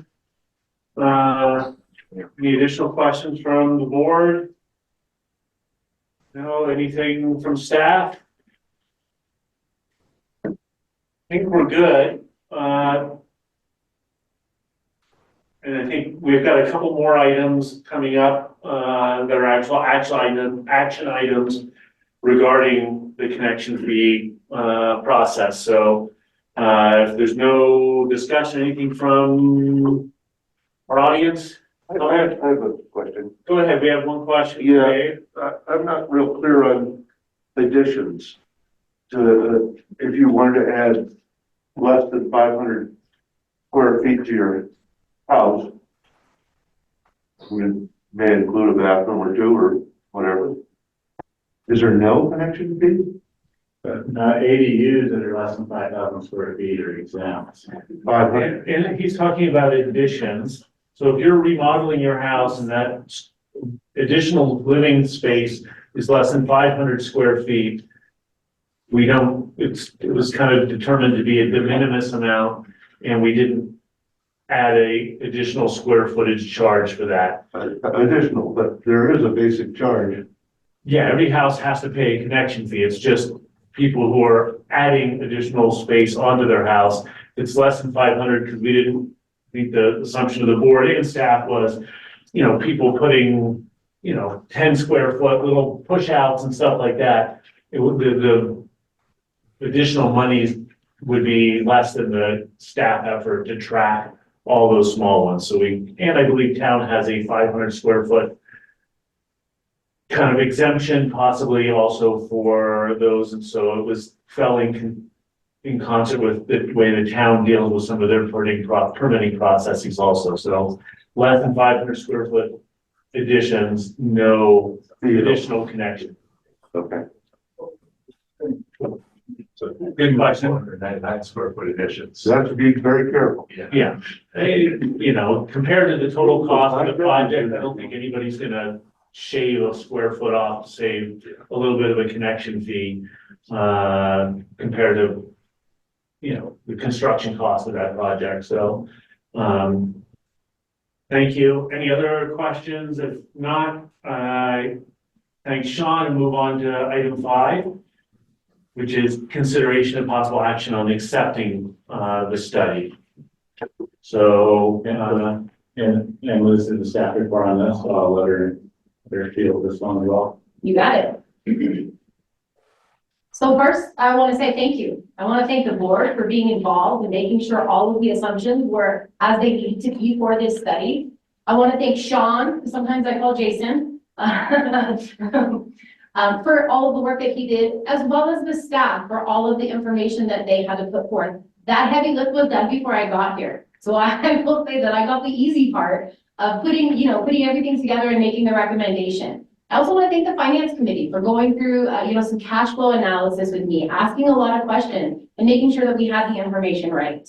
So thank you to all of you involved in that. I wanted to touch upon the schedule because that's what's important next. Today, we are requesting board acceptance of the study at the maximum rate. On June 19th, we will set a public hearing, talk about that in the next agenda item. On June 19th, there will be a staff report as well as all of the documents that support it to adopt the new connection fees. And then those fees would take effect 30 days after that public hearing. So that would be on July 19th. So what is it we're actually asking you all to do today? So if we go to the last slide, there's 3 parts to this action. The first one is accepting the study. The second part is going to look to the future. We want to update the connection fees by the engineering record construction cost index 20 city average. There's a lot to put out there. For the preceding January 1 to January 1, beginning July 2025. So this time next year, we want to make sure that those fees keep up with the cost of efficient construction. Lastly, we want to establish a formal policy that this report is reviewed every 3 to 5 years at a minimum, and or if there's a significant change in the CIP process. As you know, you all have approved some studies that will help refine some of the projects that the agency is looking to do. So that could drive a change in this. We would definitely want to revisit it. So when we come to the board with all of the necessary documents next time, a draft of that policy will be included. That's what I got. Do you have any questions? No, so no further questions. Entertain a motion to accept the final connection fee study with the additional recommendations presented. So moved. Second Dale's motion. Moved by Director Cox and seconded by Director Wilkins. Any other comments from the board or from the public? Hearing none. Yeah, I got a question, Mr. President.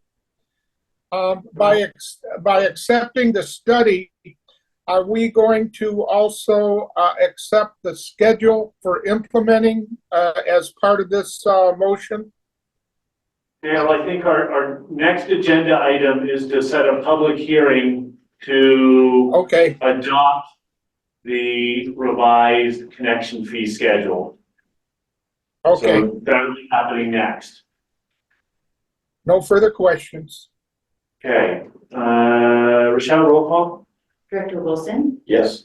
Director Cox, Yes, Director Smelser, Yes, Director Wilkins. Yes. And Director Chesler. Yes. Motion approved. Super. And so item 6 is setting a public hearing for next PTSA regularly scheduled board meeting, correct, the June 19th, to adopt changes in the sewer connection fee that would become effective, it says July 1st, that, It should say the 19th. Yes. The 9 fell off. And another correction, after we actually set the agenda and speaking with agency council, it is a public meeting, not a public hearing, just a plain old public meeting. And July 19th is the actual effective date of those rates. The board meeting will still be June 19th. and so, Just for board knowledge, I did email, both the contractors association and Mount Housing Council, let them know the agenda item today. I will follow up again with email, let them know the public, meeting on the 19th. and so will this public meeting, once we, assuming the board, sets a public meeting on this action item, is that do we have a required, posting in the newspaper as well, that public meeting require It that? is not required by law, but we are going to post it in the paper this Okay. Friday. And also June 14th, the Friday before the actual board meeting.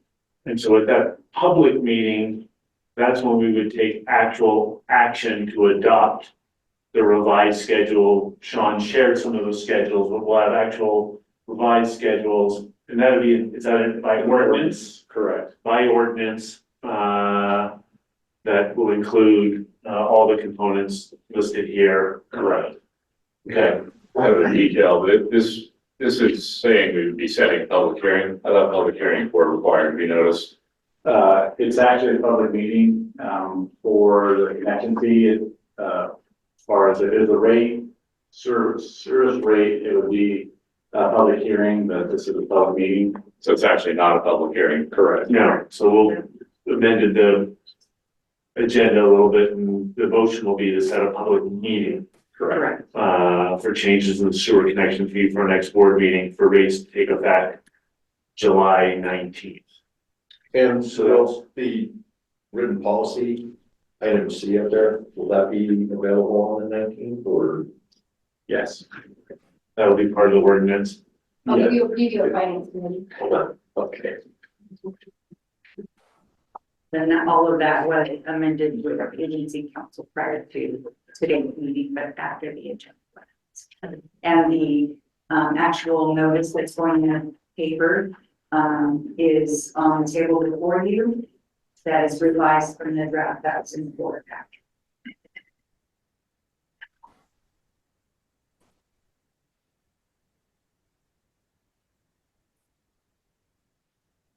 So if there's no public comment on this item, I would make a motion that we set the public meeting for the change in sewer connection fee rates to occur on June 19th, 2024.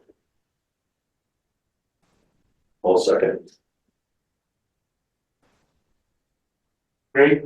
Further discussion, I guess, in this notice here, second to last paragraph talks about, letting folks know that the study has been done, and the study and the proposed ordinance will be available for public review. So, so any interested parties can actually, it'll be on the website that they can get to. Great. Okay, we have a motion and a second. Any other comments, discussion, staff?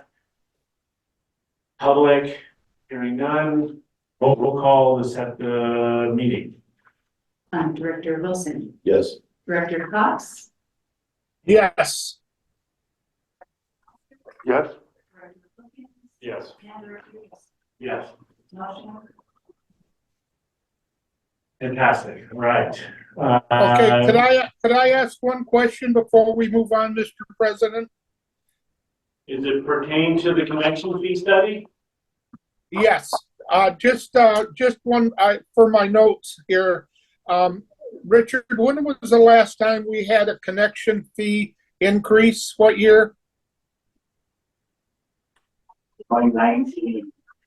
I don't know that we increased that. I think we have the current, I think what Dale's getting at is, I know that we adjusted, we kept the 5,000 nominal rate, we just went to a variable rate. right. I think what Dale's doing is anticipating, you know, if there's public comment about that's a big rate increase, it'd be nice for us to say, we haven't raised rates since, you know, and I have a feeling it's been quite a while. So if you guys can provide the board with when the last time the rate was increased, not just modified, but actually increased, that'd be great. Celeste just said 2006. 2006, so that's 20, almost 20 years, 18 years. Okay, thank you, Celeste. I think that's helpful for us when we I'll include it in the share that, packet. if there are questions from the public. Yeah, that's very helpful. That's very helpful for me. Thank you. Okay, thanks, Dale. Item 7, review and discussion of the draft agency mission, vision, and guiding principles. So last month I brought those to the board of directors and received some input, made some modifications. So I'm bringing it back today for additional comments or input with the hope of finalizing and moving forward.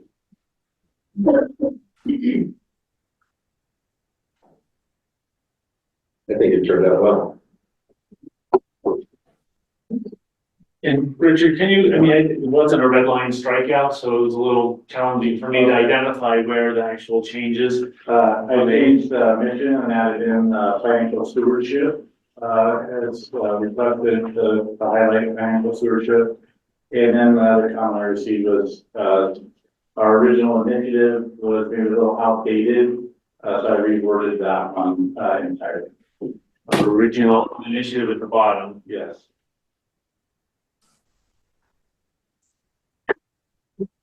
Putting that on the big screen.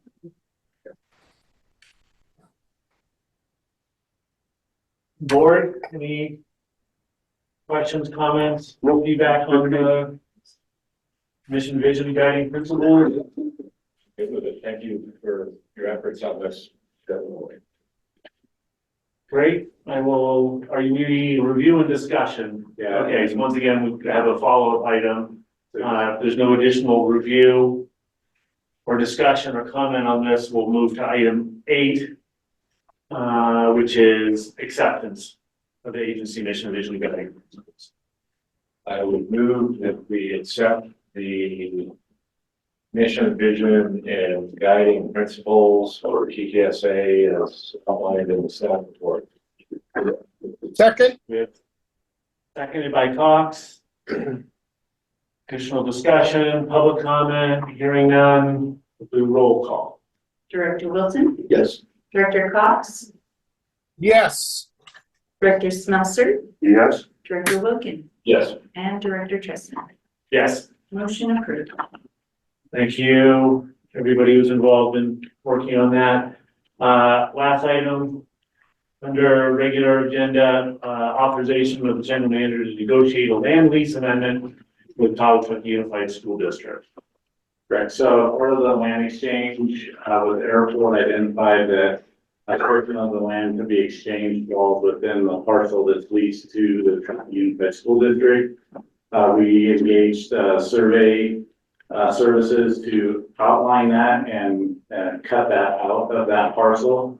So we need to do an amendment to the lease with Pawtucket Unified School District to reflect the new parcel lines. That has been attached to the draft has been attached to the board packet. is seeking authorization to work with my counterpart at Trenton Unified School District, finalize and then bring to the boards for final approval and signature. So Richard, as I recall, the lease area for the transportation maintenance facility and it extends across the flat ground and then partially up the hillside. And so if I understand what you said correctly, some of that land that's up on the hillside, we as TTSA are transferring to the airport district as part of this land exchange. So that land that's being transferred to the airport district is being removed from the lease area for the school district. So the school district lease area is shrinking to basically eliminate the portion of it that would extend onto the future airport property. That's correct. Okay. Okay, thanks, Dan. Do we know how large that is? I don't know how large that is. I think it's a few acres. Can't be very. And you mentioned parcel, but it's really just a meets and bounds defined in a lease agreement. Right. It's part of a much larger parcel, right? There's no Correct. individual parcel. It's a larger parcel, but we will have to, separate that out of the parcel, make it part of the parcel that gets transferred to the airport, Okay. still. And so we still have a relationship with TTUSD and TTOC will have a relationship with us, but that the airport will not when they assume ownership of that new parcel on the hillside. And I've Clean. been in contact with TTU, the school district, had conversations with them. They don't have any current plans to do anything with the land back there, so as it stands right now, it doesn't look like it's getting packed and all. It should just be a straightforward and just we already have to do the same with track down our PUD for the well site that's out there, and we're still working on that one. Okay, would it be the same approach? Yeah, same approach and working with Brian over there, realized we needed to update the lease because they made some changes to their well site that weren't reflected in the existing lease. So it's a little bit, there'll be some additional items as well as a redraw of the parcel. Do we have a schedule on getting the land exchange completed? We don't have a schedule. This was the next step in that schedule. It took a little while to get the survey work done, so longer than what we expected. But I'll work with the engineering staff and try and get a schedule laid out now that we're kind of hitting these pieces It's just as things thrown on. drags, and these land deals tend to, and if they're not put on a schedule, it's easy for these to get backward and just kind of just extend for long periods of time, and then board members change and people want to revisit agreements and things like that. And it's like to get this thing across the finish line. We'll work on a schedule with all the next steps, logical step to accomplish bring it to completion. Understanding some of the schedule items may end up changing because this is going to require board action from the school district, which we can anticipate, but can't necessarily control. Right. 100%, but we can get it on paper and have a target. Right. And then do we have title companies involved and all that are working on this or? Nothing yet. Okay. All right, for the purpose of this agenda item, though, we're just seeking authorization to adjust the lease agreement, defining the boundaries of the leased area for the school district. Any more discussion, I'll entertain a motion. That's no Moved by Director Smelser, I'll second. seconded by Director Wilson. Additional comments?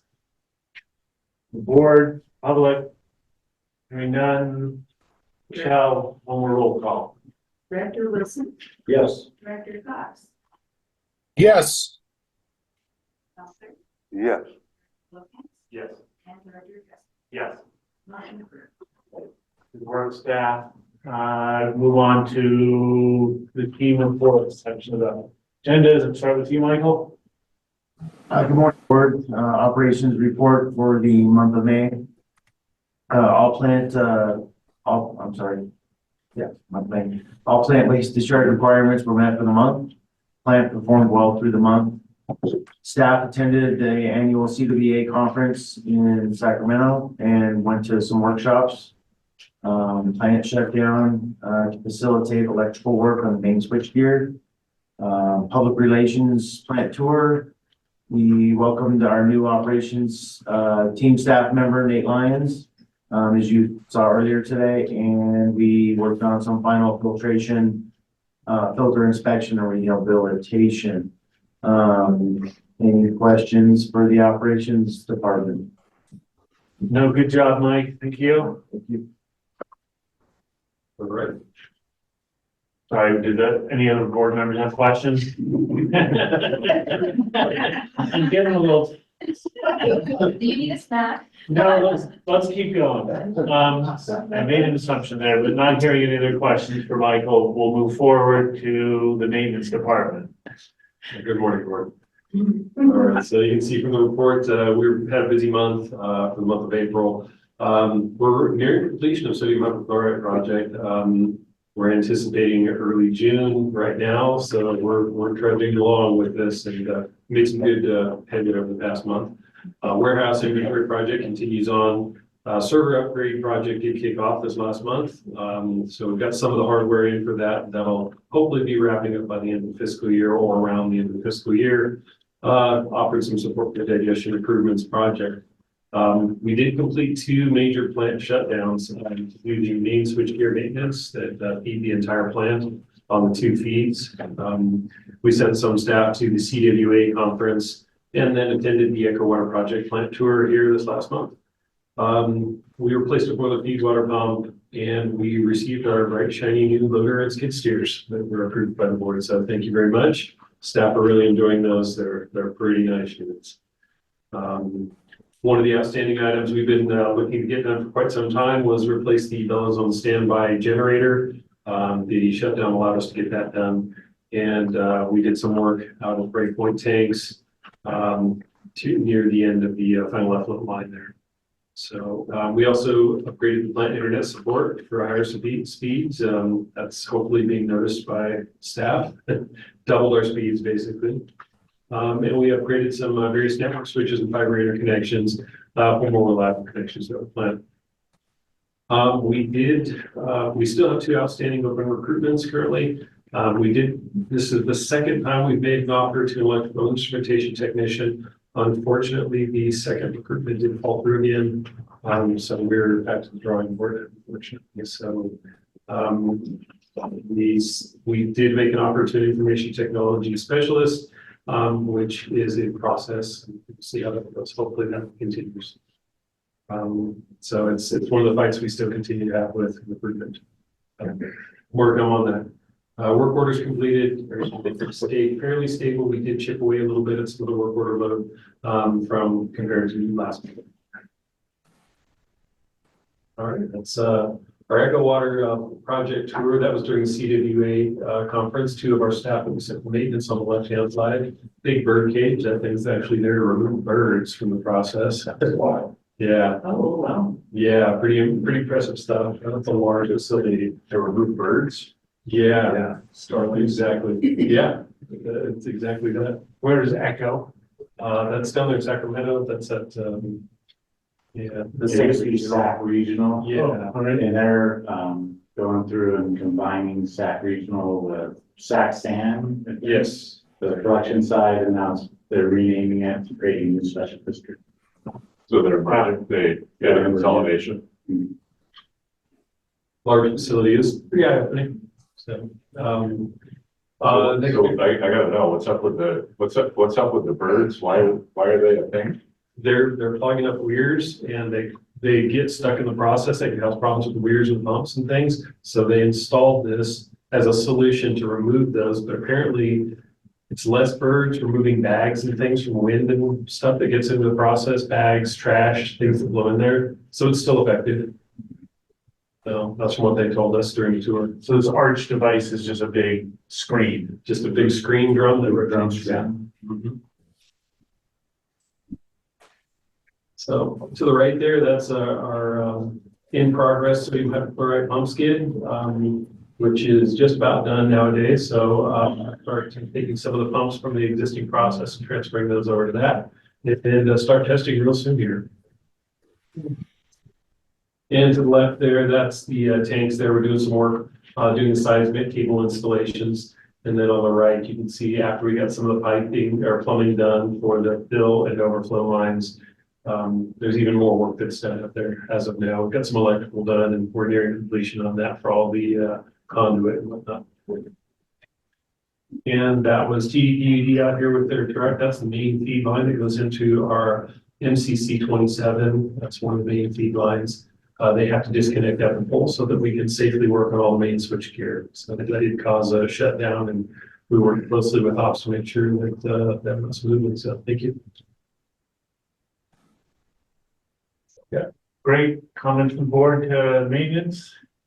Good. I'll just say, yeah, impressive on the sodium hypochlorite project. I know that we had some outside services pouring these pads, but there's a lot of other stuff there that you've pretty much done that all, I think, exclusively in-house. Is impressive in-house capabilities, and kudos to you and everybody was involved in that.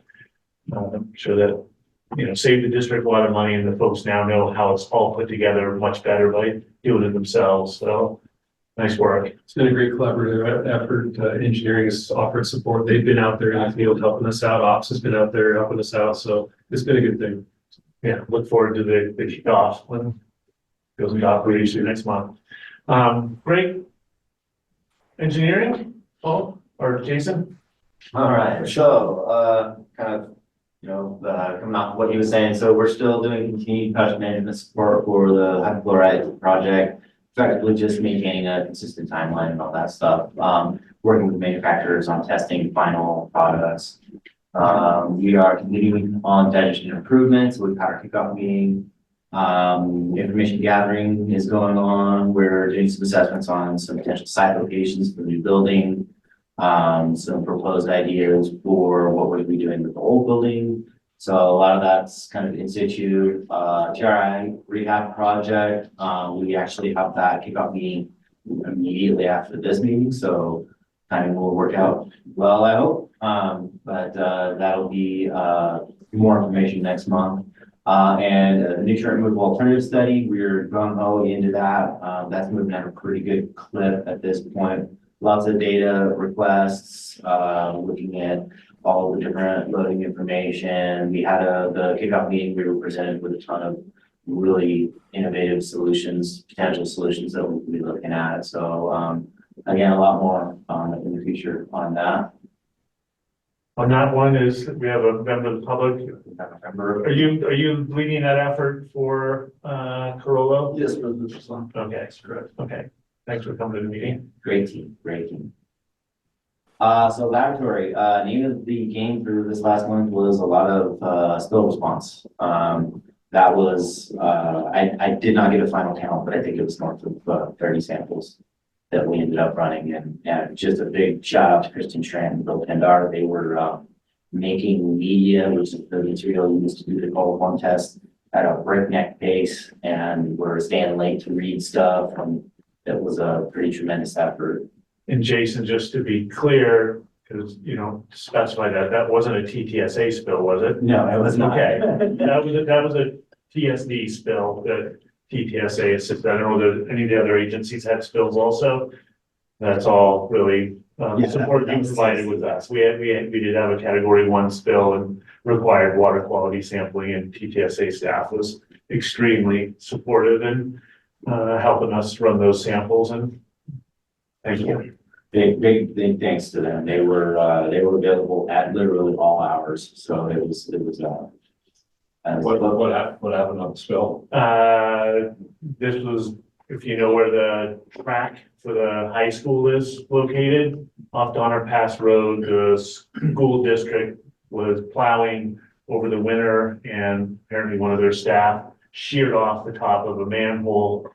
Noted on their time card that there was now a big hole out there. They didn't do anything about it. Debris went down, plugged the manhole, backed up to the next upstream manholes, which leads into a drainage ditch. along I-80, eventually underneath I-80 into Donner Creek, and we didn't get notified about this until April. And so apparently the spill has been going on for several months, 100 and some odd thousand gallons over that time period got out of the system. And so we had to do a lot of water quality sampling.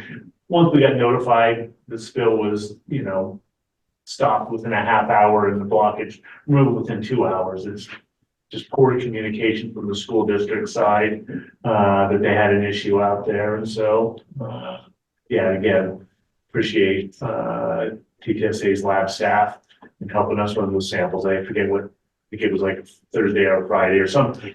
When you guys weren't going to be, ability to come and help us and get some data points on what was going on out there. We love to be an asset to the community. So it was with pleasure. Okay, public outreach. So it's kind of busy and we're getting busier. We have a Tumor, the facility down in Reno, Spark, has requested a tour. They're coming out on the 30th. So they have a couple specific facilities that we'll look at, stuff they're thinking about upgrading that they know we've got. So kind of exciting to have that. And in conjunction with that, we're going to be working with them to set up a tour to go down there. They have done several pilot studies similar to some of the technologies that we're going to be looking at as part of our assessment, and they have a lot of really good feedback. So that tour, I'm hoping, will lead to a really good relationship between the two agencies where we can do some information sharing and a little bit more regional involvement. So we had a tour down Sacramento, as mentioned in the other reports. We also have, I didn't put it on here because it got scrapped and then got reborn. We have a group of 6th graders coming next week, so that'll be cool. They always get a kick out of it. And apparently, the 6th graders who've been working on very, very specific stuff related to water quality, so they should be really well informed for the public outreach team participated in Earth Day at Tahoe Palaces. That was a great day. Got to talk to a lot of people. Got to explain several times who we are and who we're not, because we all like our acronyms and they all start with TC. So, but a lot of people were very engaged, very interested. So we've got some really good information from that trip for our next trip, kind of just keep growing it. And Truckee Day is our next public outreach event. So we got a team set up for that. And people, I'm really surprised how much some of the staff enjoyed it. So I think we have some pictures. Truckee? No? Oh. No pictures. Next month. Gotcha. Next. Okay, thank you, Jason. A question. Yeah, I know you're gonna have a meeting with the TRI group, but is there an estimate on when they're gonna start? That was a question asked. Yeah, estimate right now for actually doing the project is late summer 2025. So there's going to be a lot of opportunities starting early in that season to do a lot of public outreach, a lot of communication with other agencies affected by the bypass potentially. Perfect. Super. All right, Liz. All right, in the interest of time, I'll be efficient. Finance did all the things that they're supposed to do. Worth noting, you all probably noticed there was no draft budget in your packet. Normally in May there should be. We'll be bringing it in June. We're actively working on it right now. Finance committee will get a draft and we'll get to the board.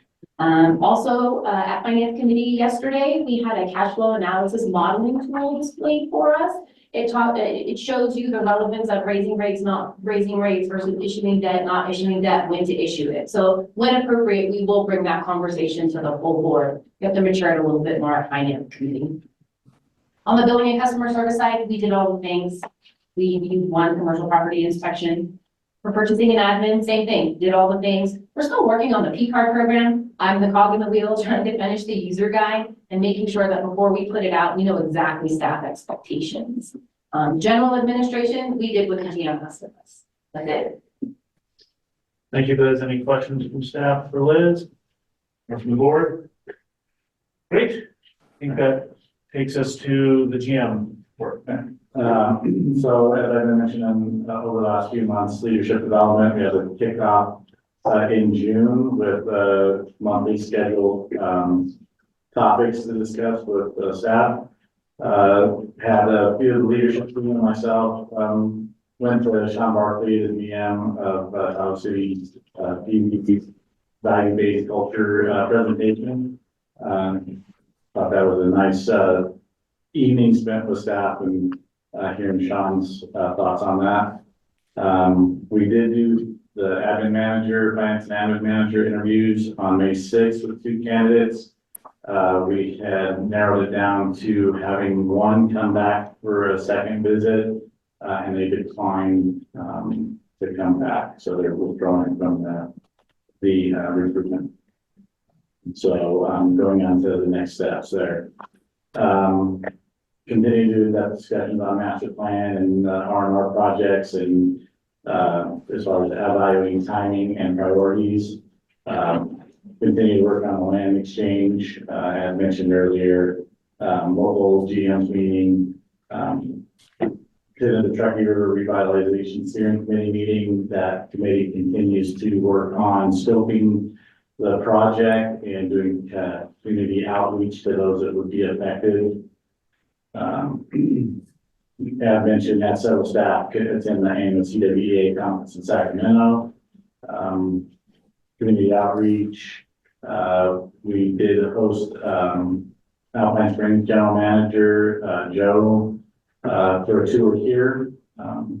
Got walking around and showing what we got going on and where we're going. That was very helpful for me too, by the way. Good. Big one, workplace violence safety training for all staff. Some new requirements came out on that one, so we got that all taken care of.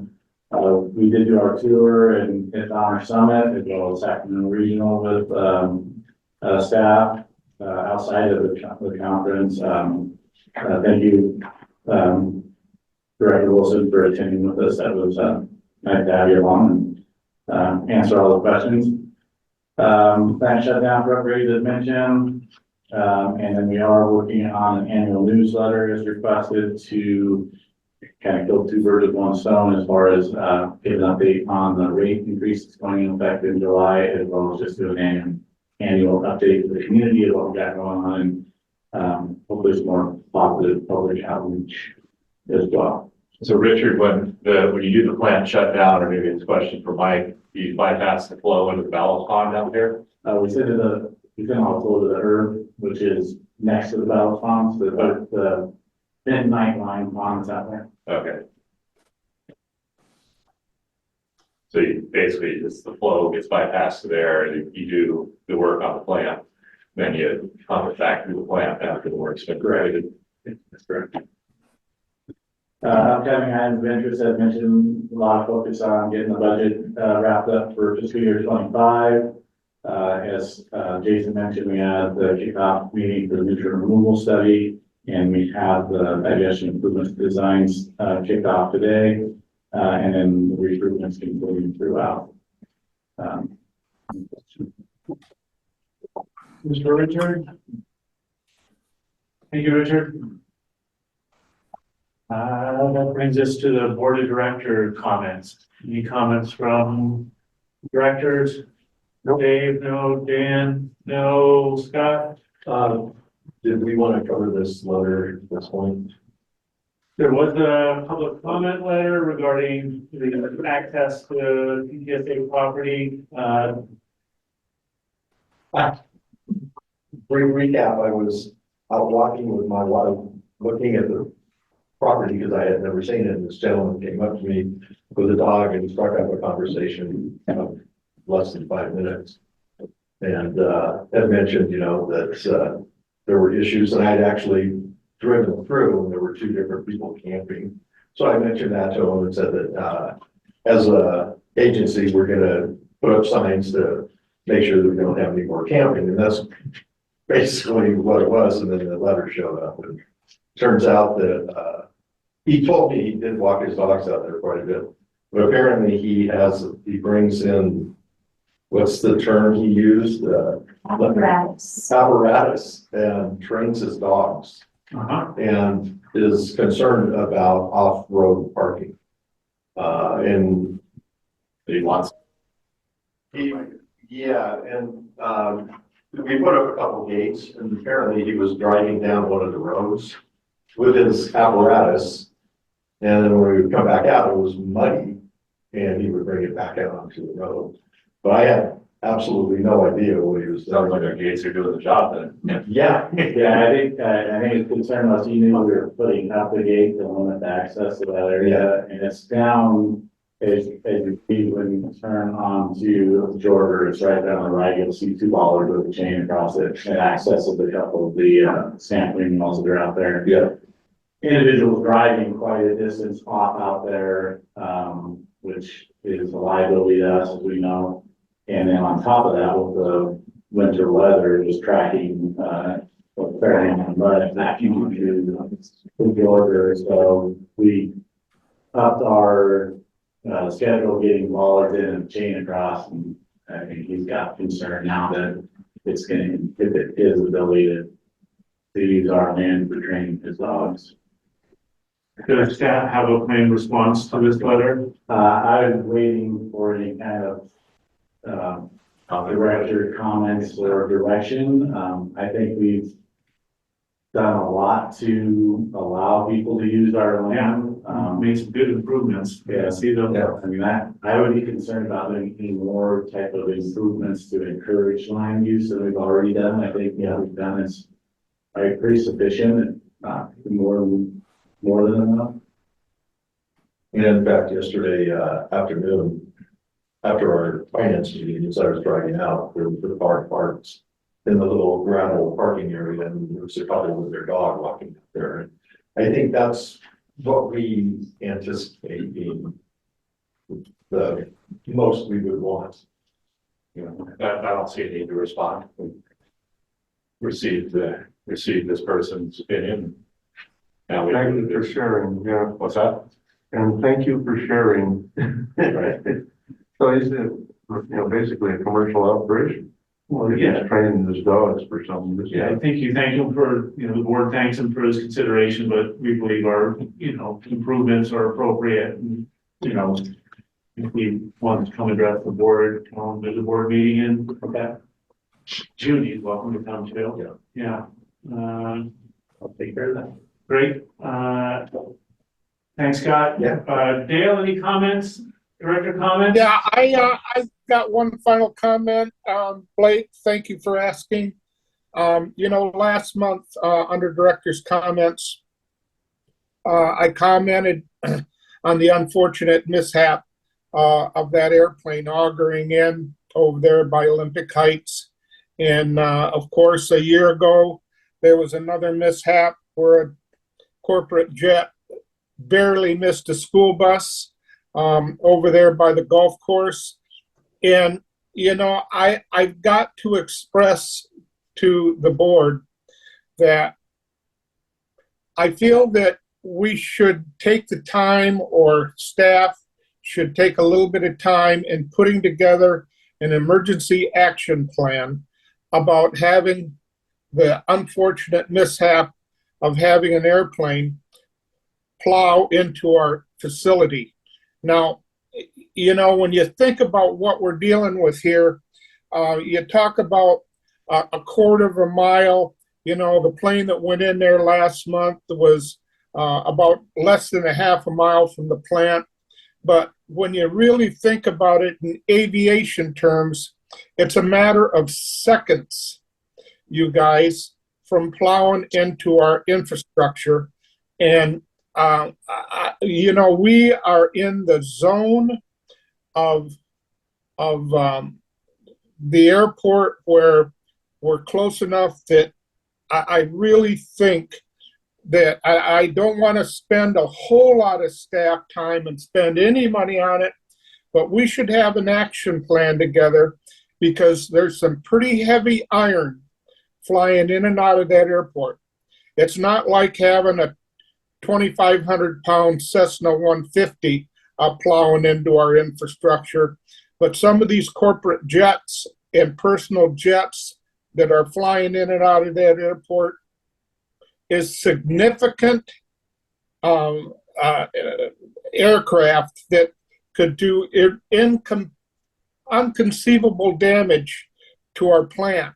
And I just think that we ought to consider putting together some kind of an emergency action plan, because if some of that heavy iron plows into our plant, we could be facing some significant problems of keeping our operation going. It's just a thought. It's just something that like I say, I think that we're in that zone, and I think that it wouldn't hurt for us to be prepared. Thanks, Dale. I think Richard had a response. Yeah, if I may, I did, after your comment last meeting, Director Cox, I reached out to Mike Smith, our safety officer. We do have an emergency action plan that covers aircraft crash as well as earthquake and wildfire and many others. It does not consider every conceivable scenario as far as what if it hits the admin building, what if it hits a digester. But we do have an action plan for evacuation, and we have an individual action plan based on our most hazardous items such as methanol and the other chemicals we have on site. So we are somewhat prepared. Okay, thank you, Richard. Sounds like they've got some documentation, and so if you want more as an individual board member at this point, maybe, Richard would be probably glad to share that with you. Sure. Absolutely. Super. Anything else, Dale? That's it. Thank you. All right.